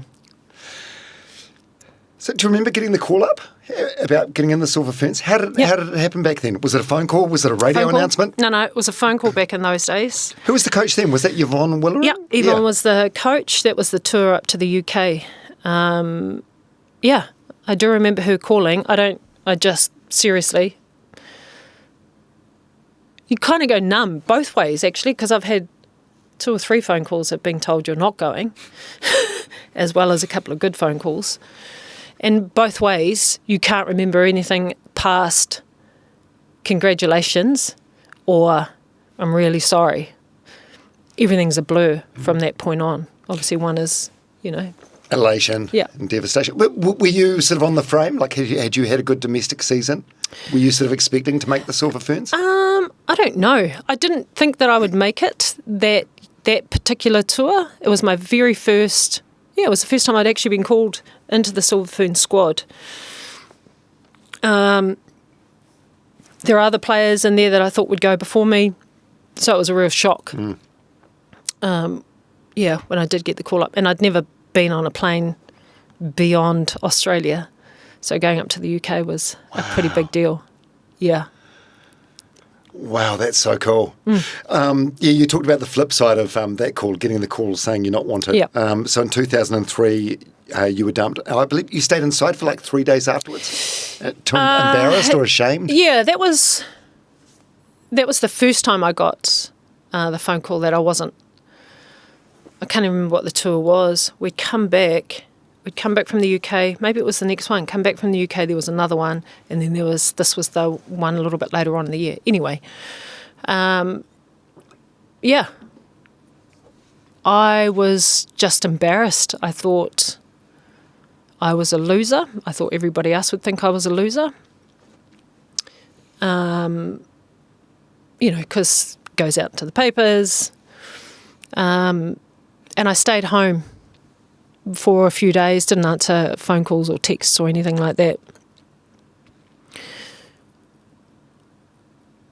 Which I reflect on it now and I just kind of go, how, you talk about this imposter syndrome and confidence and all of those sorts of things, and you kind of go, it was one or two people's opinions about your performance. But because the consequences are so big and because your identity, for me at that point, had then become wrapped up in me being a Silver Fern, and that's why people were interested in me because I was playing for New Zealand, and so, And then to have all of that gone and one phone call, all of it gone, was at the time devastating. And it was family in the end that pulled me out of it, and the realisation that actually I'm a good person. It is one or two people's opinions of where I'm at. And you have a choice at that point in time whether you're actually going to get up and quit or get up and say, okay, so how can I be better? And I think about that time and how that actually, again, had a huge impact on things that have happened over my life since then and how I respond to disappointment. Doesn't mean that it doesn't hurt, but it's what I do about it that matters most. How I pick myself back up. Might take me a little bit longer depending upon what it is. All that feeling might sit with me for a little while. But actually what I come back to is I'm a good person. There's so much more to do in life. There's so much more to achieve. And again, I guess it's just that whole learning through that process about who you are, how you cope with different things, and the strategies that you learn along the way to be able to pick yourself up and carry on. Not easy at all. And some things have a bigger impact than others. But I look back on those and go, I'm grateful. I'm grateful to have had that experience so I understand how my brain works and how I can, move through that. But I'm just really grateful for family as well. Yeah. Keeping you grounded and lifting you up when you need it. Still sounds like you handled it better than Honey Hitomi Smiler. I had her on the podcast, and when she missed morning, she got a phone call in the morning saying she missed selection for, I think it was one of the Olympic squads, and she went and got 2 bottles of port. So I think you did better than Honey. Well, I'm sure there was a little bit of drinking that went on and amongst all of that, but Yeah. Well, 99% of the population won't be able to relate to what you're talking about. Does it feel like you're disappointed, obviously, because you're not wanted in the team, which, okay, anyone that plays a team sport's going to go through that. But does it feel like it's a sort of public humiliation thing as well? Like, everyone's talking about totally, me. and that's and again, we've just finished having this conversation about most people don't care because they're wrapped up in their own lives, right? Yeah, absolutely. And if only I had that mentality or understanding at that time, then that spiral, I don't think, would have been as low. Because for me, it was about the headlines. It was about, oh my God, everybody in New Zealand knows now that I'm no longer a Silver Fern, that I've been dropped, that I'm not good enough. And the reality is people read and go, oh, okay, and move on. Next Or page. they don't even actually know Yeah. who you are. But because it was all-consuming and it was such a huge part of my life and my identity, who I was as a person, the impact was huge. But again, you know, the reality is most people don't give a shit. They've just moved on. Go, oh, yeah, okay. Well, yeah, to timestamp this conversation at the time we're recording it, it's the week that Scott Razor-Robertson lost his job as All Black coach. For him, it must feel like, and a lot of people are talking about it, don't get me wrong, but it's like a 5-minute conversation with a mate and then you move on with your life and forget about it. Yeah. You know, but for him, that was his livelihood. Yeah. And again, I don't know Razor, and I don't know all of the circumstances that led to where things are at. My honest belief, though, is that he'll be a way better coach for it. And again, it's one of those things where you go, okay, shut up. It's pretty tough in the moment. But hey, you know, what he's going to learn from this experience. Yeah, he's still a young man. Like, there's God, another he's gonna- 25 years of his And coaching career left. There's no reason why he can't come back at some point to coach the All Blacks. Didn't work this time, but there's still a lot of coaching to be done if that's what he wants to continue doing. Actually, that's a good point. Same sort of thing happened to the man they call the Professor, Sir Wayne Smith. Remember, he coached the All Blacks. They had a bad patch. Look at him now. Yeah. You know, he's the king. man. He's the king. He's the man. But, you know, there was so many things that he would have learnt during his time. And again, if that's the pathway that you want to go down, there's so many opportunities, to head overseas, come back, whatever. It doesn't define you. No, it can feel like it does, and it can feel crushing at the time. In the moment, yeah. You were teammates with Dame Knowles. Yeah. Your careers overlapped. Yeah. Yeah, it's a similar sort of thing that I suppose she went through last year. Yeah. What was she like as a player? Was she ferocious? Demanding. And that's coming from you. I'd imagine you're quite demanding as well. Yeah. Demanding, precise, kind, though. And I say all of those things because when we're on the court, there was an expectation about how you played, how we all played together, but there was always a kindness in what she was doing, that it was to be better. She also coached me. And I didn't like her. Because she benched me. This is ego talking, right? Because she benched me. So I felt like I was kind of at the top of my game. Knowles had come in to be coach. I think it was for the Magic back in the early days. I think it was Magic or it was Waikato, can't remember. And we were in a game, I don't think we were doing that well, and she took me off. And seriously, I said, I was just in my head, I was going, what does she think she's doing? She has no idea what she's doing, all of these things. She didn't do it to me once, she did it to me a couple of times. So I didn't think much of her as a coach at that time. You know, and now I reflect back and go, 100% she did the right thing. I was actually the problem on the court. My ego was bigger than anything else, and expecting players to play to me as opposed to the other way around. And so she saw that straight away, called it and benched me. You know, and I think about that with Knowles now, and she knows what she wants.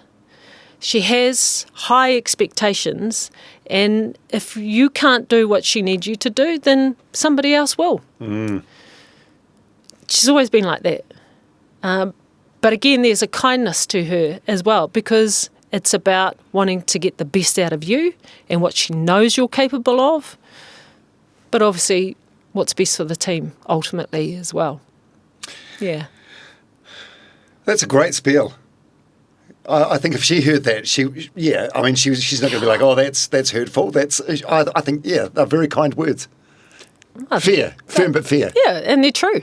They're true of her. I had the privilege of playing alongside her, not only at the Silver Ferns level. I do remember when both her and I were benched for the Ferns as well. Oh dear, we were in Jamaica together. Anyway, we had some cool times together, and then I was fortunate enough to play with her at Waikato as well. We won 1 or 2 nationals together, playing side by side, and to have her. When you're playing in one region and teams for over a decade, you get into a pattern. And she came in and disrupted that pattern and came in with a different way of thinking and approaching the game. Yeah, and so I was grateful to have that experience with her as well.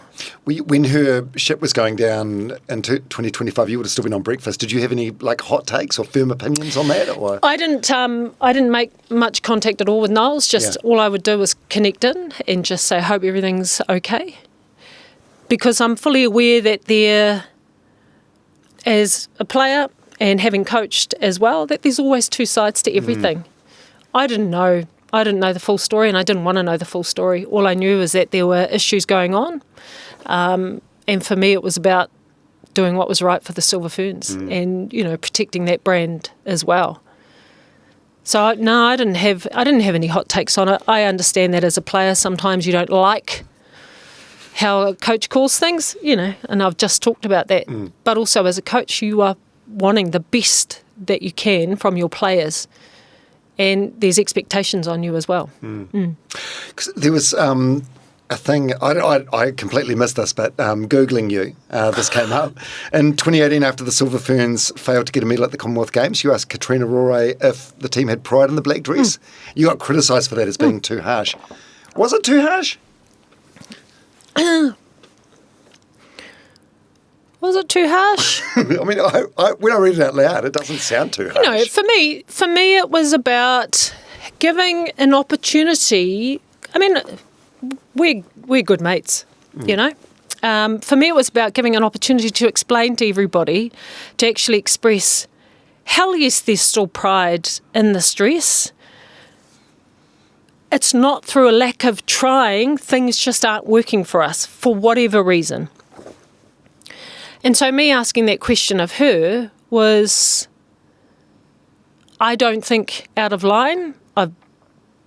As a former Silver Fern, having worn that black dress and understanding, you give everything and it means everything to be there. And so giving her an opportunity to actually explain what was happening with them as a team. I got hammered for it. Yeah.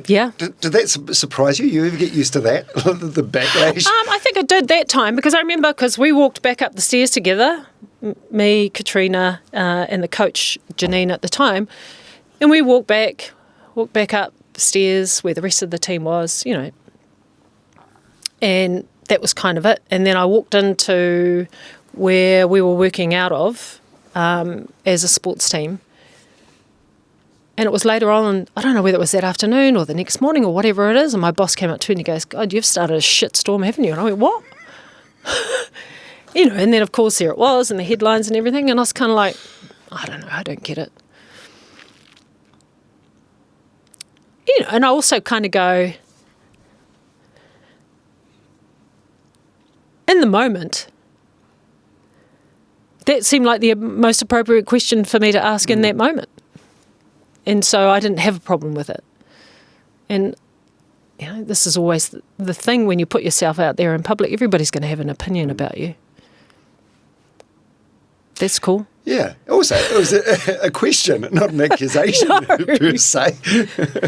Yeah. But as we were talking about before with your grey hair on TV, the worst thing than people responding is people not responding at all. Yeah. Yeah. I guess. Yeah. So the media career, I was trying to pinpoint this. When did it start with the singing segment on our radio show? God. Was that the beginning of your media career? You won, eh? It was like No, I didn't. No, so this was some American Idol. When American Idol had just started, it was like season 2 or season 3 or something. Yeah. It was a big deal, early 2000s. It was like some singing contest, and the prize was to win a trip to the States for the final. Trip to the States to the final. And you loved entered it, and you were like fresh out of the Silver Ferns. So we were like, oh, we've got like a celebrity New Zealand sports star that wants to take part in this competition. Oh my was that God. the beginning of your media career, sort of? Well, I don't know. I don't know whether I'd say that. It was a time and it was a moment, Dom. Hey, and I think back to that and I kind of go, I was terrible. But I loved every moment of it because I think it went over a couple of weeks and you got us down to 2 and then we had to sing live on the show. And I still remember the song too, Donna Summer, Last Dance. And then I had to hit the high note at the end and I was terrible. I was terrible. But I also go, when you put yourself out there, you do open yourself up to whatever it is, the criticism, people going, good on you, all of that. And I have no regrets about doing that because I almost got to go to the American Idol final. And in that time, I just loved the show. It was massive. Seriously, it was, yeah.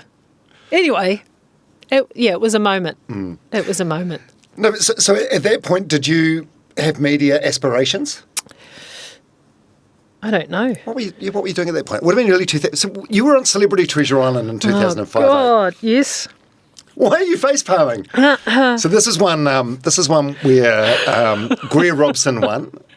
Yes. And Matthew Ridge and Nikki Watson were on there as a couple. And Matthew Ridge said Nikki Watson was his one luxury item. Of course he did. But did you enjoy the Treasure Island experience? I did not. I had spoken to Stacey Morrison, had done it the year before. And I said to her, what's it like? And she goes, be right up your alley. It's really physical. You've got to, get around the island and do all of these things. I said, oh, yeah, okay, I'm up for that. Well, we did none of those things on our one.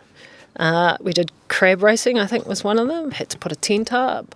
I can't. Anyway, so everything I thought it was going to be, it was a complete opposite. But again, it was a very cool experience. I mean, I got to hang out with people I wouldn't ordinarily hang out with. Who else was on that series? So we had Mark, Nikki, Louise Wallace, Suzanne Paul, and actually I got to know Suzanne really well, and her and Nikki, and I enjoyed my time with them actually. Yeah, Suzanne Paul's great. It's a long time ago, 21 years this year. Shoot, was it? Crazy, 2005. Michael Laws, was he on our one? I can't remember if it was him. Anyway, I was there for 5 days, and Jason Gunn and I got voted off at the same time. Yeah. God, what a cast! I do remember. Shit, there's some good names there. Yeah, I know. I do remember the club sandwich when I got back to the hotel, though. Club sandwich and fries, and thought I was hungry, and I got through half of the sandwich, and that was it.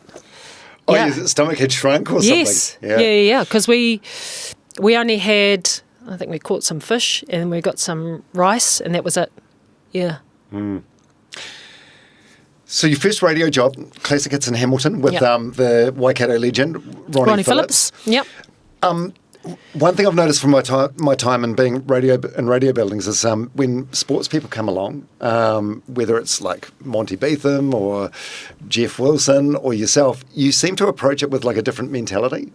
Like I don't know, like a more professionalism or something, or you seem to work out what steps you need to take to be the best you can be and do them. Whereas most radio people that aren't from a sporting background don't sort of approach it that way. Just an interesting thing I've noticed. Was it the same with you? So you start doing radio, regional radio. Yeah. And you have aspirations to... No, no aspirations. Where did you see it going?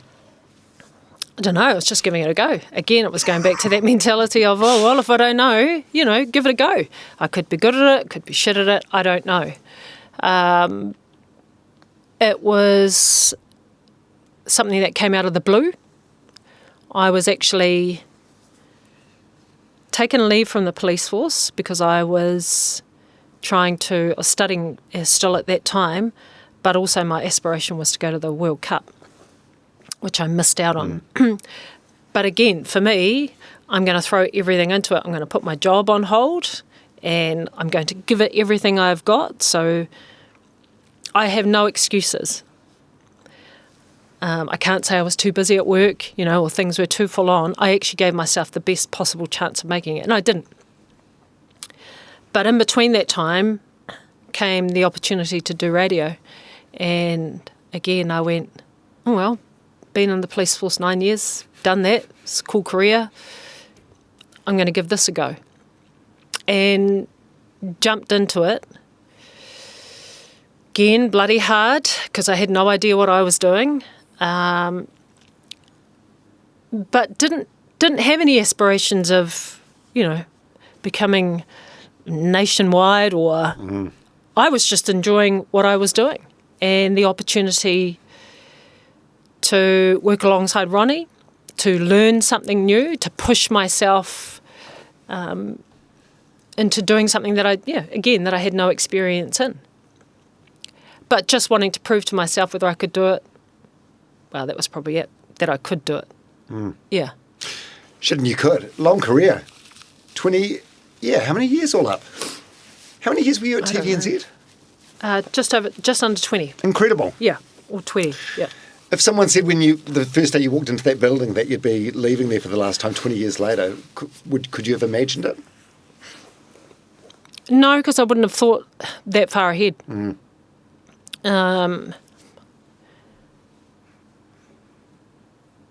Yeah. And I think, again, I've just had the most amazing career. Seriously, when I look at careers, the things that I've been able to do within that 20 years of being at TVNZ, I just kind of go, I've had a good life. I've had a good professional life. But I still believe that the best is yet to come. Whatever that looks like. I feel the same way. It's like, I've got some friends similar age to us that are sort of like winding down. And I'm like, no, we're just into the second half. I reckon Game's just too. beginning, baby. And I think a lot of that has to do with the fact that we care less about expectations and what other people think. And actually what's driving us now is what we want to do. There is less fear on a level about where this will eventually end up. It's kind of like, this is where I'm at, and I want to give this a go. We still have those pressures of, being able to pay for the bills and all of those sorts of things. But actually letting go of expectations of others, I think is a huge thing as you get older. Yeah. And I think, I don't know, it's like a switch. There's a switch that goes off when you turn 50 and you realise, okay, time's limited. I can't fuck around with this. Totally. If I'm going to do this, it's now or never. Yeah, and I think that's what happened to me too at 50. Yeah. I just went, you know what? Life's too short, man. And it's one of those sayings, but I think it really does push you into a space of, if I'm not going to do it now, when am I going to do it? Fuck. Absolutely. People, I don't know about you, but we've had a few people who've passed away around us who've only been young. And so in some way that kind of kicks you in the ass as well, Yeah, it crystallises things. Yeah. You realise, time is limited. Yeah. So for anyone that watched Breakfast, it looks like a relatively easy job, right? Just sitting down, shooting this shit for a couple of hours a day. But what's the reality, though? Because you did that job for 6 years? 6 years. 6 years. So you're there at 3, did you say 3:30 a.m. before? 3:30 in the morning. Earlier on, I was probably there before 3 o'clock. And, the reality is that it's a split shift, right? So you have the early morning start, and then you're on air for 3 hours, which requires so much energy of you. You're doing 6 or 7 interviews during that time, reacting to breaking news, and trying to keep the energy up because, people turn the TV on, they want to see what's happening in the day, but they want to be informed, but they also want to be uplifted before they actually have to walk out of the house and get on with their own day. And then after that, there's a meeting, go over what the show looked like, and then what the show's going to look like tomorrow, because it's a machine, right? Monday to Friday. Then home, and then the reality is I'm on my computer or on my phone from the time I physically leave the building until later that night. So there are always things going on. We've got an interview coming up. We've got a pre-record coming up. Can you do this? Can you do that? Got questions about, who could... This is the story we've got. Have you got any ideas about who we could potentially interview? So you're constantly, whether it's phone calls or emails, messages back and forth to your producing team. And then there's a meeting that happens in the afternoon about where the show's at, what holes that still need to be filled for the next day. And then there's preparation. Once you've locked everything in, then you've got to prep for those 5 or 6 interviews that you've got coming up the next day. That's 6 days a week. That's not 5. So you leave that building at 10 o'clock on a Friday. Sunday morning, you're back in it again. Because you know that Monday, again, the cycle starts again. So the only real clear day that you had was a Saturday. Fridays you must be a wreck as well. You knock off on Friday morning so you don't have any more prep, but you'd just be exhausted. Totally. And it was just... And that's the thing about working that role for 6 years. Is you get to interview some amazing people and again get to be part of moments in our history, right? You have the opportunity to inform people about things that are going on. But the flip side of that is that you're exhausted, disconnected, a lot of the time from other things in your life, whether that's family,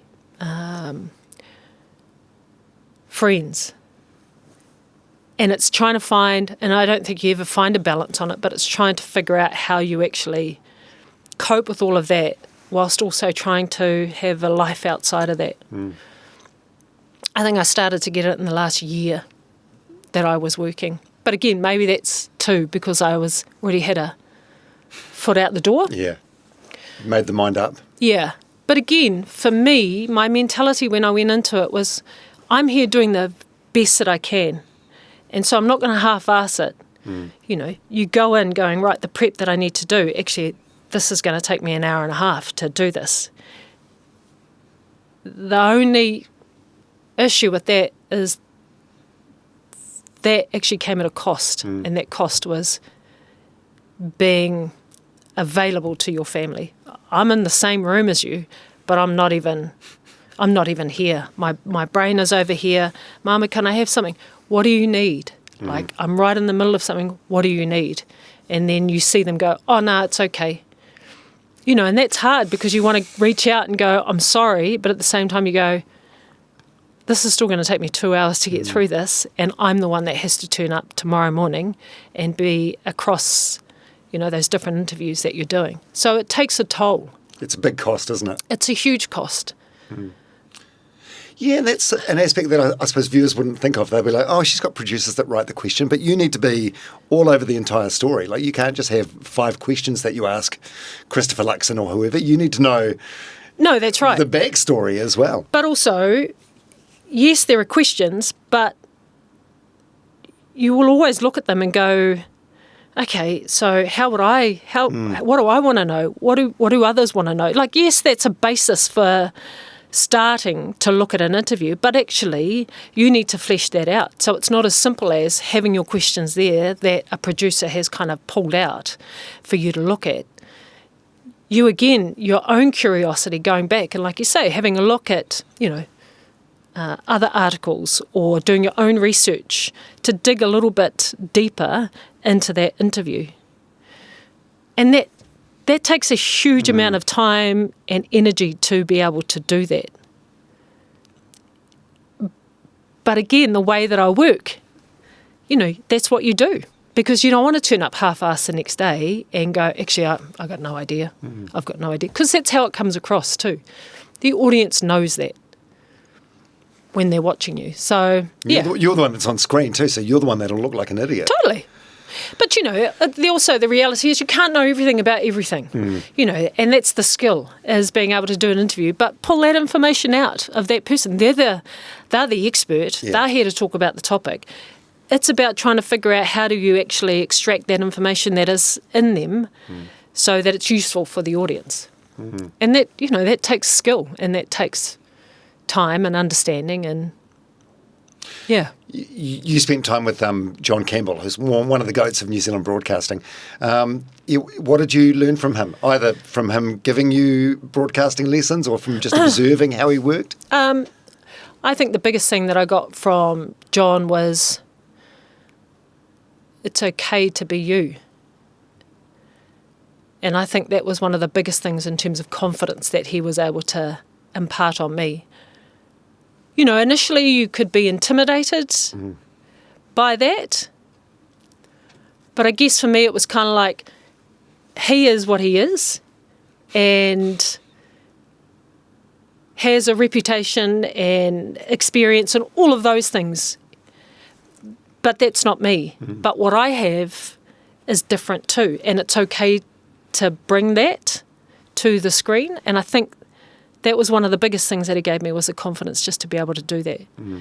Because, there were certain things that he could do better than me. There were certain things that I could do. I wouldn't say better, but that was my lane. And I learnt that was okay. And having the confidence to be able to do that. Although, also, he's not fully himself on screen, is he? I've never met someone that swears so much. This is true. Have you heard? He's one of the most prolific swearers you'll ever come across. When you first meet him off the air and you hear him swear, it seems quite shocking. It's like, wow, John Campbell just said, fuck me. Yeah, and it happens all the time too. Like in between, making sure, okay, we're on now. Ready? Are you good now? Okay. Yeah. Any terrible bloopers or faux pas or mistakes? Probably. I don't know. Nothing that springs to mind? Nothing that happened that you got in trouble for, or that ended up going viral on TikTok or YouTube? I don't know. I don't think so. Well, I guess not. I don't have TikTok and I don't watch YouTube. Probably a good thing. Yeah, so last year was a big year for you. So it was your final year on Breakfast after that amazing career at TVNZ. And also your book came out, Full Circle. The dedication at the beginning to anyone who has ever felt unworthy or still on the journey to finding themselves. Still true now. Yeah. Yeah. Yeah, it surprised me when I read that because... I don't know, just from an outsider's perspective, I'll see a glimpse of you on the court with the Silver Ferns or a glimpse on whatever TV show it is that you happen to be on, and you think, you got it all figured out. So the book was really refreshing in a way. To realise, oh, cool, she's figuring shit out and dealing with shit like the rest of us. And,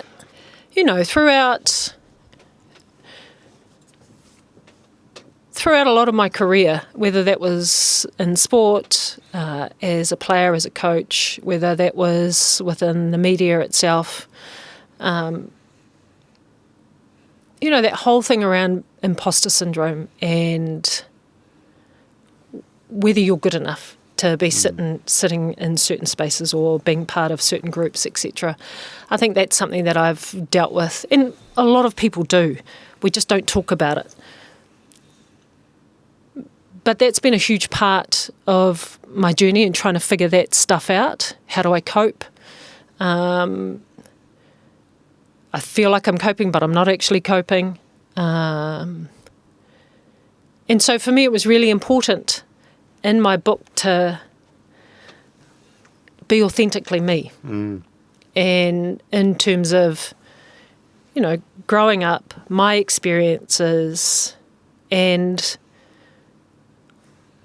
my hope is that by me telling my story, others see themselves in that story and don't feel, that they go, oh, actually, somebody else feels like that too. That's how I feel.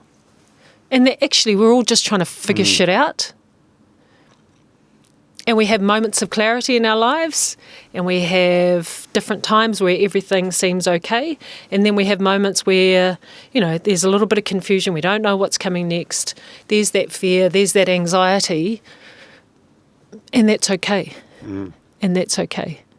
Yeah, it's such a vulnerable book. There's like so much vulnerability in there. Is there anything that was ultimately left out that you're like on the fence about? Yeah. Yeah, and maybe that's another book. Yeah. Just not ready yet.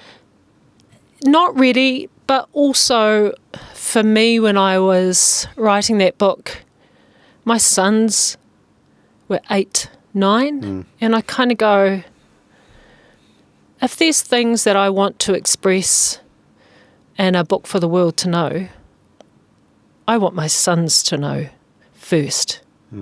If it is all appropriate to be able to put that all into a book. And that was the measure for me. And so, maybe one day there'll be other things. There'll be another book, but that won't happen until I've had conversations with my sons when at the appropriate age. Yeah. Yeah. When you, I'm probably projecting here, but when you got that first finished copy back from the publishers, you rip open that bag. Did you feel sick? There's so much oversharing in there, in the best possible way. But were you like, oh my God, what have I done? No. Did you have that moment or no? No, not at all. When I opened it up, my husband was with me. I don't know. I was proud. Cool. Because it was something I never thought that I would do. Something that I probably had never backed myself to be able to do. And that when I was asked to write a book years beforehand, I went, who wants to hear about me? Who wants to read my story? Who wants to, And so for me, it was a symbol of, actually, this isn't about anybody else. This is about me having the courage to tell my story. And it didn't matter whether anybody would read it or not. It was about me actually going, this is something I want to do. I mean, of course, the publishers want you to sell a few of the books, right? They at least want to make that minimal advance back. Yeah, that's right. But for me, that's what it was.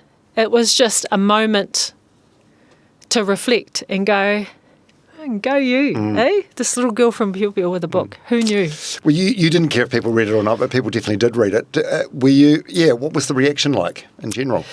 Must have been overwhelmingly positive, right? Yeah. I mean, I haven't had any negative back from it. And again, I think for a lot of people it was about, they could see themselves in different parts of my journey, whether that was reclaiming my language, whether that was my honesty about being a first-time mum and an older mum, whether that was about grief, all of those stories, somebody's got their own story. And so I think for those who read it, there was a connection in some way. And I think that's what people resonated with and appreciated. Yeah. Oh, we haven't even talked about, you being an older mum or your meet cute with Dean, your husband. I feel like this is almost mythical now, like people can Google it. But you guys, you met at like 40 at a bar and you were married within it was like true love at first sight. Yeah. You're married within a year. Yeah. We were engaged within 10 days, I think it was. Unreal. With a bread tie. That seems madness, right? Yeah. Or is it just a case of when you know, you know? No, it's madness on a level. No, but it's not madness though, because it's been working successfully. Yeah, I mean, God, like any relationship, you have your ups and downs. But I think for us, we were at an age where we weren't mucking around. I mean, the first night I asked him, "Do you want more children?" He's 2 beautiful daughters, and he said to me, "Do you want more children?" He said, "I could go either way," and I said, "Yeah, I do," and I mean, it was a pretty forward conversation to have, and yes, we'd had a few under the belt. But, you kind of get to a stage, you go, are we doing, like, if this is if this is on, it's on. Like, Well, you're 40 at the time, so 40, you don't have time time's to fuck running around. out. Time's running out. Tick-tock, tick-tock. But I don't know. It was one of those moments where we both knew when we saw one another. Yeah. Did you think that ship had sailed for you? Like becoming a mum to your own biological kids? No. I knew time was running out, and I didn't know whether I could have children, but I still was hopeful that I could. Yeah. And we were pregnant within 4 months. Yeah, of meeting. Incredible. Yeah. Yeah, it is. It's a pretty cool story. It's classic Jenny-May, isn't it? I'm sure I've got my version. I'm sure my husband's got his version of it as well. But, again, you don't do things by halves, man. You're either you're in or not. It's so cool. I'm so pleased that you found your forever person. Yeah, thank you. Yeah. Thank you. Geez, we've been going just over 2 hours. Home stretch now. Just got. How do you find it reflecting on everything you've done? I gather you're quite a forward-thinking person, so you're more interested in what's next rather than what's been. Yeah, and a lot of stuff I've actually packed away. Because you're right, because I do think about what's coming next as opposed to, what's happened. I use what's happened in the past to inform, the different decisions that I make in the future. But ultimately, I just want to keep moving forward. I mean, on a level, I enjoy it because it's nice to reflect on some of the things that I've done in the past that I might have forgotten about. But the honest truth is, it's not a comfortable space for me to be in. Yeah. Oh, yeah, 'cause we didn't even talk about you representing New Zealand at touch either. Oh my God, you're such an overachiever. What year were you in the NZ touch team? I don't know. Oh, come on. No. Were you in there with any of the Yonkes, like George Yonke? No. He was in my touch team in Palmerston. He was a legend, played for New Zealand. Look, I can't remember names. I remember faces. I mean, quite often people come and go, we played in such and such, and I'm like, cool. You meet so many people. No. But again, I think that is a little bit because I was always striving and trying, the next thing. I never sat in the moment. I never actually... And I think about this with the Black Ferns and the way they celebrate one another and the way they celebrate moments, whether it's a win or a loss. They just, they sit in it. I don't think that's anything that I ever did. It was kind of like, one of nationals next. On to the next thing. And so a lot of faces, a lot of names and events that I can't remember or forgotten about because I was too focused on what was the next thing. But I think it was 99, the 99 World Cup I went to in Sydney for touch. Ripped off. Anyway, that's another story. What colour medal did you get? Silver. Another silver! To Australia. Jeez, quarter of a century on. Still bitter about it. I know, and I still remember it too. But anyway, yeah. Oh, that's cool. It was another time. Yeah. What's the biggest mistake you think you've ever made?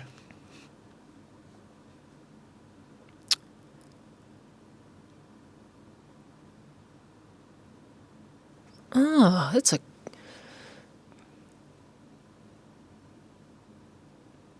I'm sure there have been a few.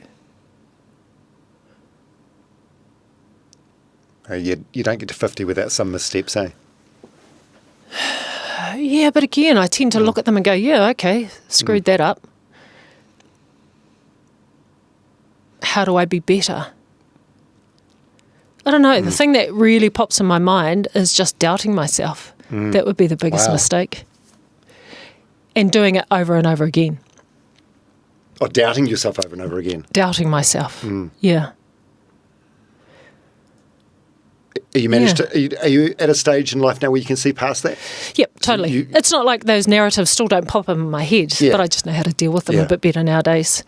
I think that's just how the human brain works, eh? It's sort of wired to the negative a bit. Yeah, and it's there to try and protect you. And it's just a matter of rewiring it or interrupting it or dealing with it however, you can deal with it. But yeah, off the top of my head, yeah. That's a great answer. So unexpected, but so great.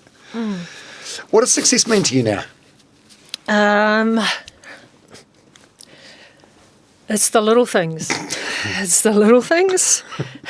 It's the not losing my shit with my sons. Which you did yesterday. Which I did yesterday. Oh, gosh. Oh, you're only human, though. They're 9-year-old boys. I know. This last few months has been really, really interesting. And I kind of think success for me now is being content with whatever's happening. So when I'm feeling stressed with my sons, actually,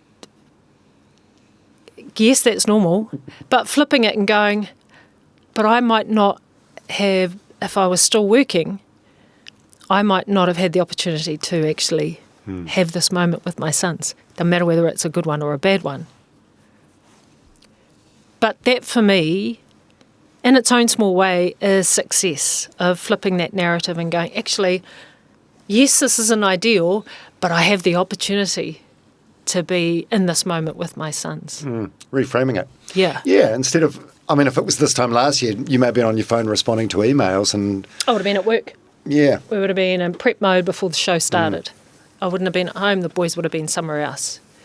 Last night, success for me is my son had his mates over. I'm about to go from 0 to 6 with my son. And he goes, just listen. You're not listening to me. And I stopped and I went, right. And I looked at him and he explained what he was saying. The reason that's success for me is because last year, when I was deep in work, I wouldn't have stopped. I wouldn't have taken a breath and went, okay, as much as I really want to have a go now, actually he's telling me what he needs. I need you to listen to me, Mama, because you're not listening to me. That for me is success. So I'm trying to learn now to actually enjoy those moments and, like you say, reframe it. Yeah. Yeah, it's a privilege. And you'll be able to do, I don't know if they'll want you to do school drop-off, but you'll be in a position where you can do school. No, their grandfather does school drop-off. He always has. So we're very lucky whereby Dean's parents live with us. They live upstairs. So Pop's always taken the boys to and from school. And so that's his routine. That's his time that he spends with the boys. Yeah. Like, I think they enjoy me being home to a certain extent. And then I think there's times that they go, oh, can you just get back to work? Like, can you just not hang out with us? Like, sometimes I'll go and sit in the room with them. You know, they're sitting and watching TV and I'll sit in there and they'll go, what are you doing in here? What do you want? I just want to hang out with you. Oh, how long are you going to stay? You want me to go, son? Yeah. We laugh about it, but is it cute or is it sort of hard? Does it sting a little? No, I love it because they know what they want. They don't have an issue with saying, what they think. There are moments where they'll look at me and they'll go, okay, I think Mum's a little bit vulnerable right now. No, you can stay for a little. You can stay. Yeah. So they have their moments, but they speak their mind. Yeah. So as we've established, you've done so much, but there is still so much life ahead. Are you proud of who you're becoming? Yeah. Yeah. As I said earlier, I think the best is yet to come. And I mean, I've always been proud of myself. I just can't wait to step into this next season, whatever that looks like, and what more I can achieve. What do you think has been the best season and the hardest season of your life so far? Oh, God, Dom.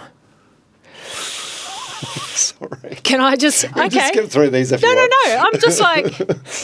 Now is the best season. Now is the hardest season. Whatever season you're in, I think that's it. Like, it's the best because I'm exploring what life could potentially look like. And it's the toughest because I don't know what it's going to look like. Yeah.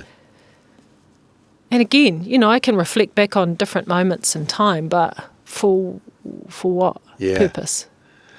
Man, that's such a good answer. I can see why you've had so much success, eh?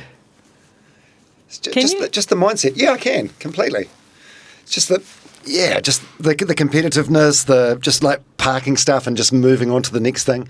Just constantly looking forward. And again, I mean, it sounds all good. And being disappointed with silver medals. I mean, it all sounds, like you just kind of get on with things. But again, there's a lot of work I've had to do and a lot of,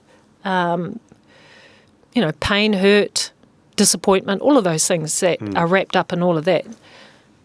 What sort of work? Like, have you had any therapy or anything? Yeah, I've been, and we've got a family therapist. So every now and again, my boys will go and see her when I feel like we're missing something. They'll go in and chat with her. Me working through some of my own stuff, my husband working through some of his own stuff, us working together, through some of our things, because I think it's really important to be able to do that and not stay stuck and have somebody who can make sense of where you're at and help you make sense of it. More importantly. Yeah, just give you a different way of reframing some things. Yeah. And so I think that's really important. So I've done that, and again, when it came to grief, actually just listening to podcasts, trying different things, writing things down, going to the beach, going for walks, all of those sorts of things where I'm constantly trying to learn. And again, reflection is something that's really, really important for me to be able to understand why I've done things that I've done, why I'm thinking the way that I'm thinking, to make sense of it, and then to be able to move on from it and not just continue in the same old patterns and habits that don't serve you. You mentioned at the very beginning about your journaling habit. Yep. Yeah, what does that look like? Is it like just 5 minutes of writing gratitude or? Yep. So first thing in the morning, I'll write down 3 things I'm grateful for in this moment, but 3 things that I'm grateful for that are coming in the future. So whether that looks like mortgage-free, more time, whatever it is. Oh, so almost like manifestation in a way. Yeah. What I want my future to look like. And then just writing whatever's in my head. And it took me a long time to actually get around to journaling, because I always thought that I could work through things in my mind to try and unpack things in my mind. But then, I realised that actually that narrative just kept going round and round, and I wasn't actually getting it out, which is what journaling does. But it also helps me make sense of different ways that I'm thinking about, why did I respond in this certain way? And actually when I start writing, that becomes clear. And again, whether that's about ego, whether that's, whatever it is, that inevitably will come out in my journaling. May not be that day, it might be 3 or 4 days later when I'm just, whatever's in my head, and then I make the connection. So it's been a really powerful tool for me to be able to make sense of things, but also let a whole lot of stuff go. But it also, like I was writing some things down, and then I realised there was a little bit of resentment in there. Well, where's that coming from? Why? Which then prompted a conversation between my husband and I about how I was feeling about, different things. Not major, but it's one of those things whereby had I left it, that would have accumulated, become something bigger, and then before I know it, I'm blowing up. And I've learnt now that's not where I want to end up. And so having conversations early, having uncomfortable conversations, when they're needed, is powerful. Not only for you as an individual, but also for us in our relationship as well. Are you good at those tough conversations? Or do Never used to be. You procrastinate with them? Never used to be. I was very much, well, I'm right, and you just have to adjust because this is how I am. And, don't like it? Oh, well. I was very much like that. I believe it. And my beautiful husband has, had a lot of patience with me. And because ultimately we want to have a happy relationship. And that happens because we put work into it. And again, that's the hard conversations and knowing I can't have this conversation right now. I know it's important, but actually, if you push me once more, I'm going to say something that I will regret or that I don't want to say. And so let's have it, but I just need time to, get rid of the anger or everything else that, I'm feeling in this moment. And him having the patience to go, that's cool. And whether it's a day later or a week later, actually sitting back down and going, okay, so what happened? So making sure that we're both safe when we go into those conversations and that it's not a conversation to hurt one another. It's actually just to unpack and try and figure out what happened and then how do we deal with that not only now but in the future. Because I don't want to be walking around the house walking on eggshells. I don't want to be not being able to express myself and vice versa. Or just building resentment over something. And building resentment over time and then not even realising, can't even remember what started that because there's been so much accumulation and holding on to stuff and not actually confronting one another and going, hey, look, this is something that we actually need to talk about.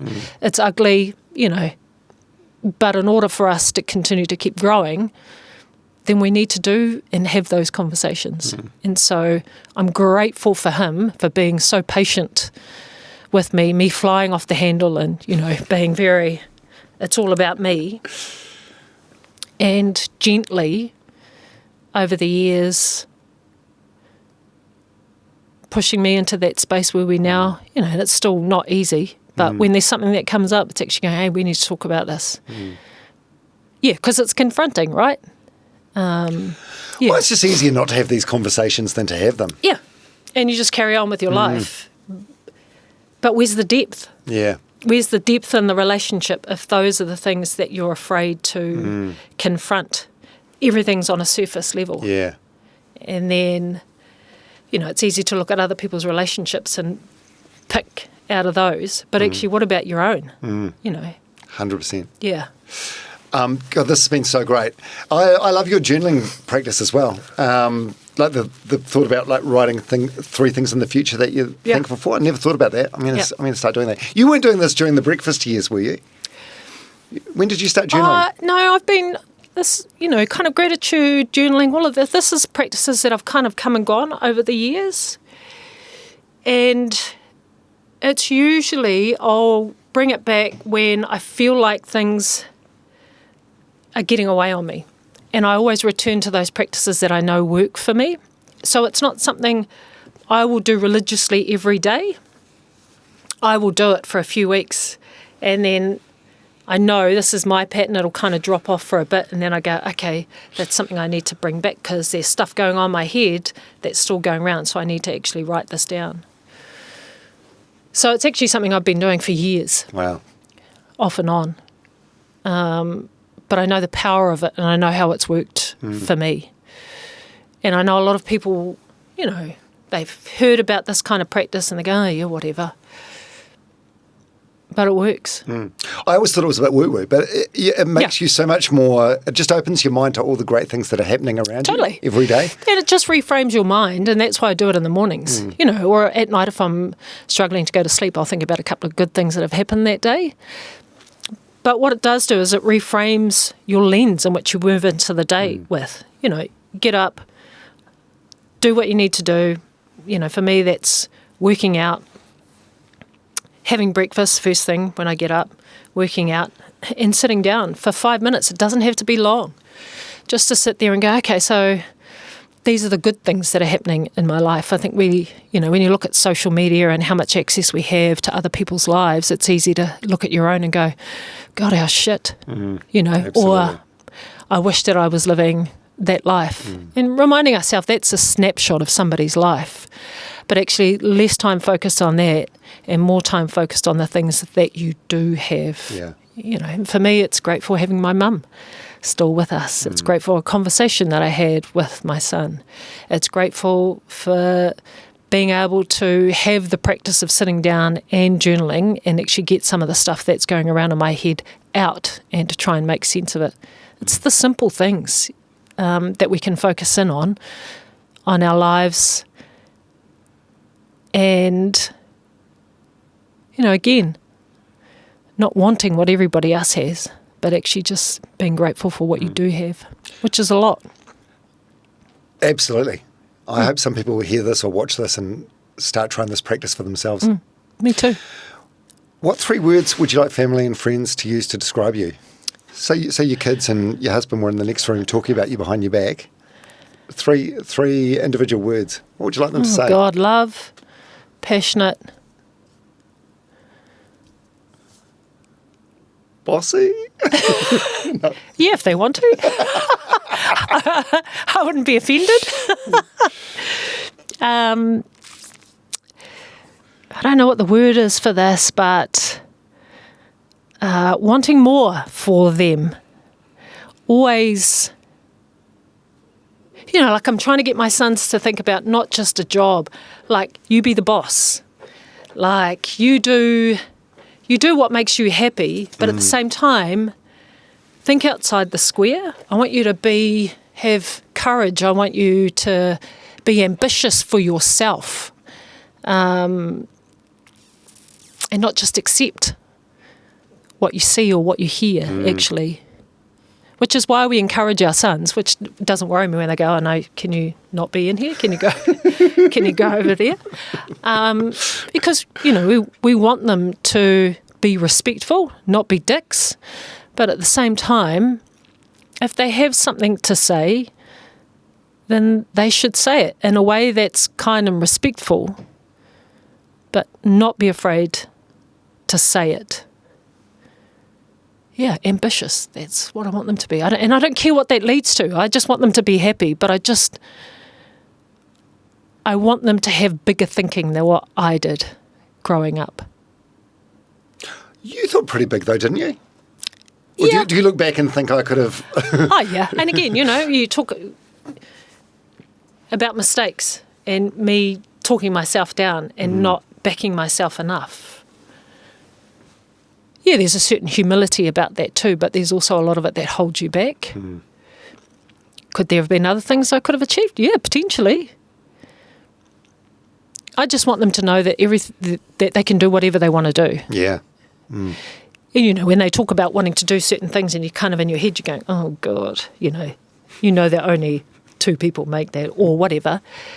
Are they at the age yet where they've said they want to be like a YouTuber? Oh, yeah. There's always that. Oh, it's YouTube. And you kind of go, oh, yeah, cool. But I'm learning to not shut that down and kind of go, you do whatever you want. And I say within reason, but, you just hope over time they find their thing. But, yeah, I don't know whether I answered your question, but... No, you did. Geez, you're a great mum, eh? They're very lucky. Well... They might, I don't know. I mean, like I say, I told you about my night and my morning and, losing the plot with my sons. I mean, you apologise, but then you reflect and you go, God, I could have dealt with that differently. Yeah. Oh, you learn. Yeah. Hey, one final question. So the Generate KiwiSaver scheme, they sponsor my show and they're all about performance. They put it first in everything they do. What's something in your life that you've obsessed over getting better at and why did it matter so much to you? I feel like there's numerous directions. I was going to say.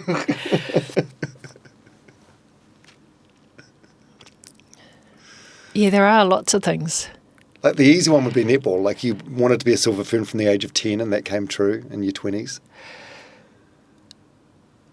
But I feel like there's probably a lot of deeper things as well. Yeah, I kind of, and again, in the space that I'm in at the moment, it's being a better mum, being better at how I speak to myself, better wife, better stepmum, better friend, all of those things, I think, that really are important to me now. Or not now, and always have been, but I guess because I have more capacity to be able to focus in on those sorts of things. But yeah, when I talk about being better at how I speak to myself, it's, again, I've got my online business that I'm running, and I was writing something else, and I was going, oh yeah, business owner, oh yeah, entrepreneur. Those are words that I never thought that I would actually say about myself, but actually it's exactly what I'm doing at the moment, and owning that and being proud of that. But I think I approach most things, if not everything, with the mentality of just wanting to be better at it. Yeah, it's inspiring. This has been a phenomenal conversation. 2 hours. 2.5 hours. 28 minutes. Wow. Like a couple of netball games and a bit of overtime. I left my children at home on their own, so I hope they're okay. Oh my God, have they got access to the in-app purchases with Roblox? No. You're going to have to go back to work if that's the... Hey, Jenny-May Clarkson, J-May, JMC, thank you so much for coming in today and being a guest on the podcast. Pleasure. It's been awesome. I've loved every moment of it. And again, thank you for the opportunity to sit and chat with you. I really do appreciate it. Come here. We're done.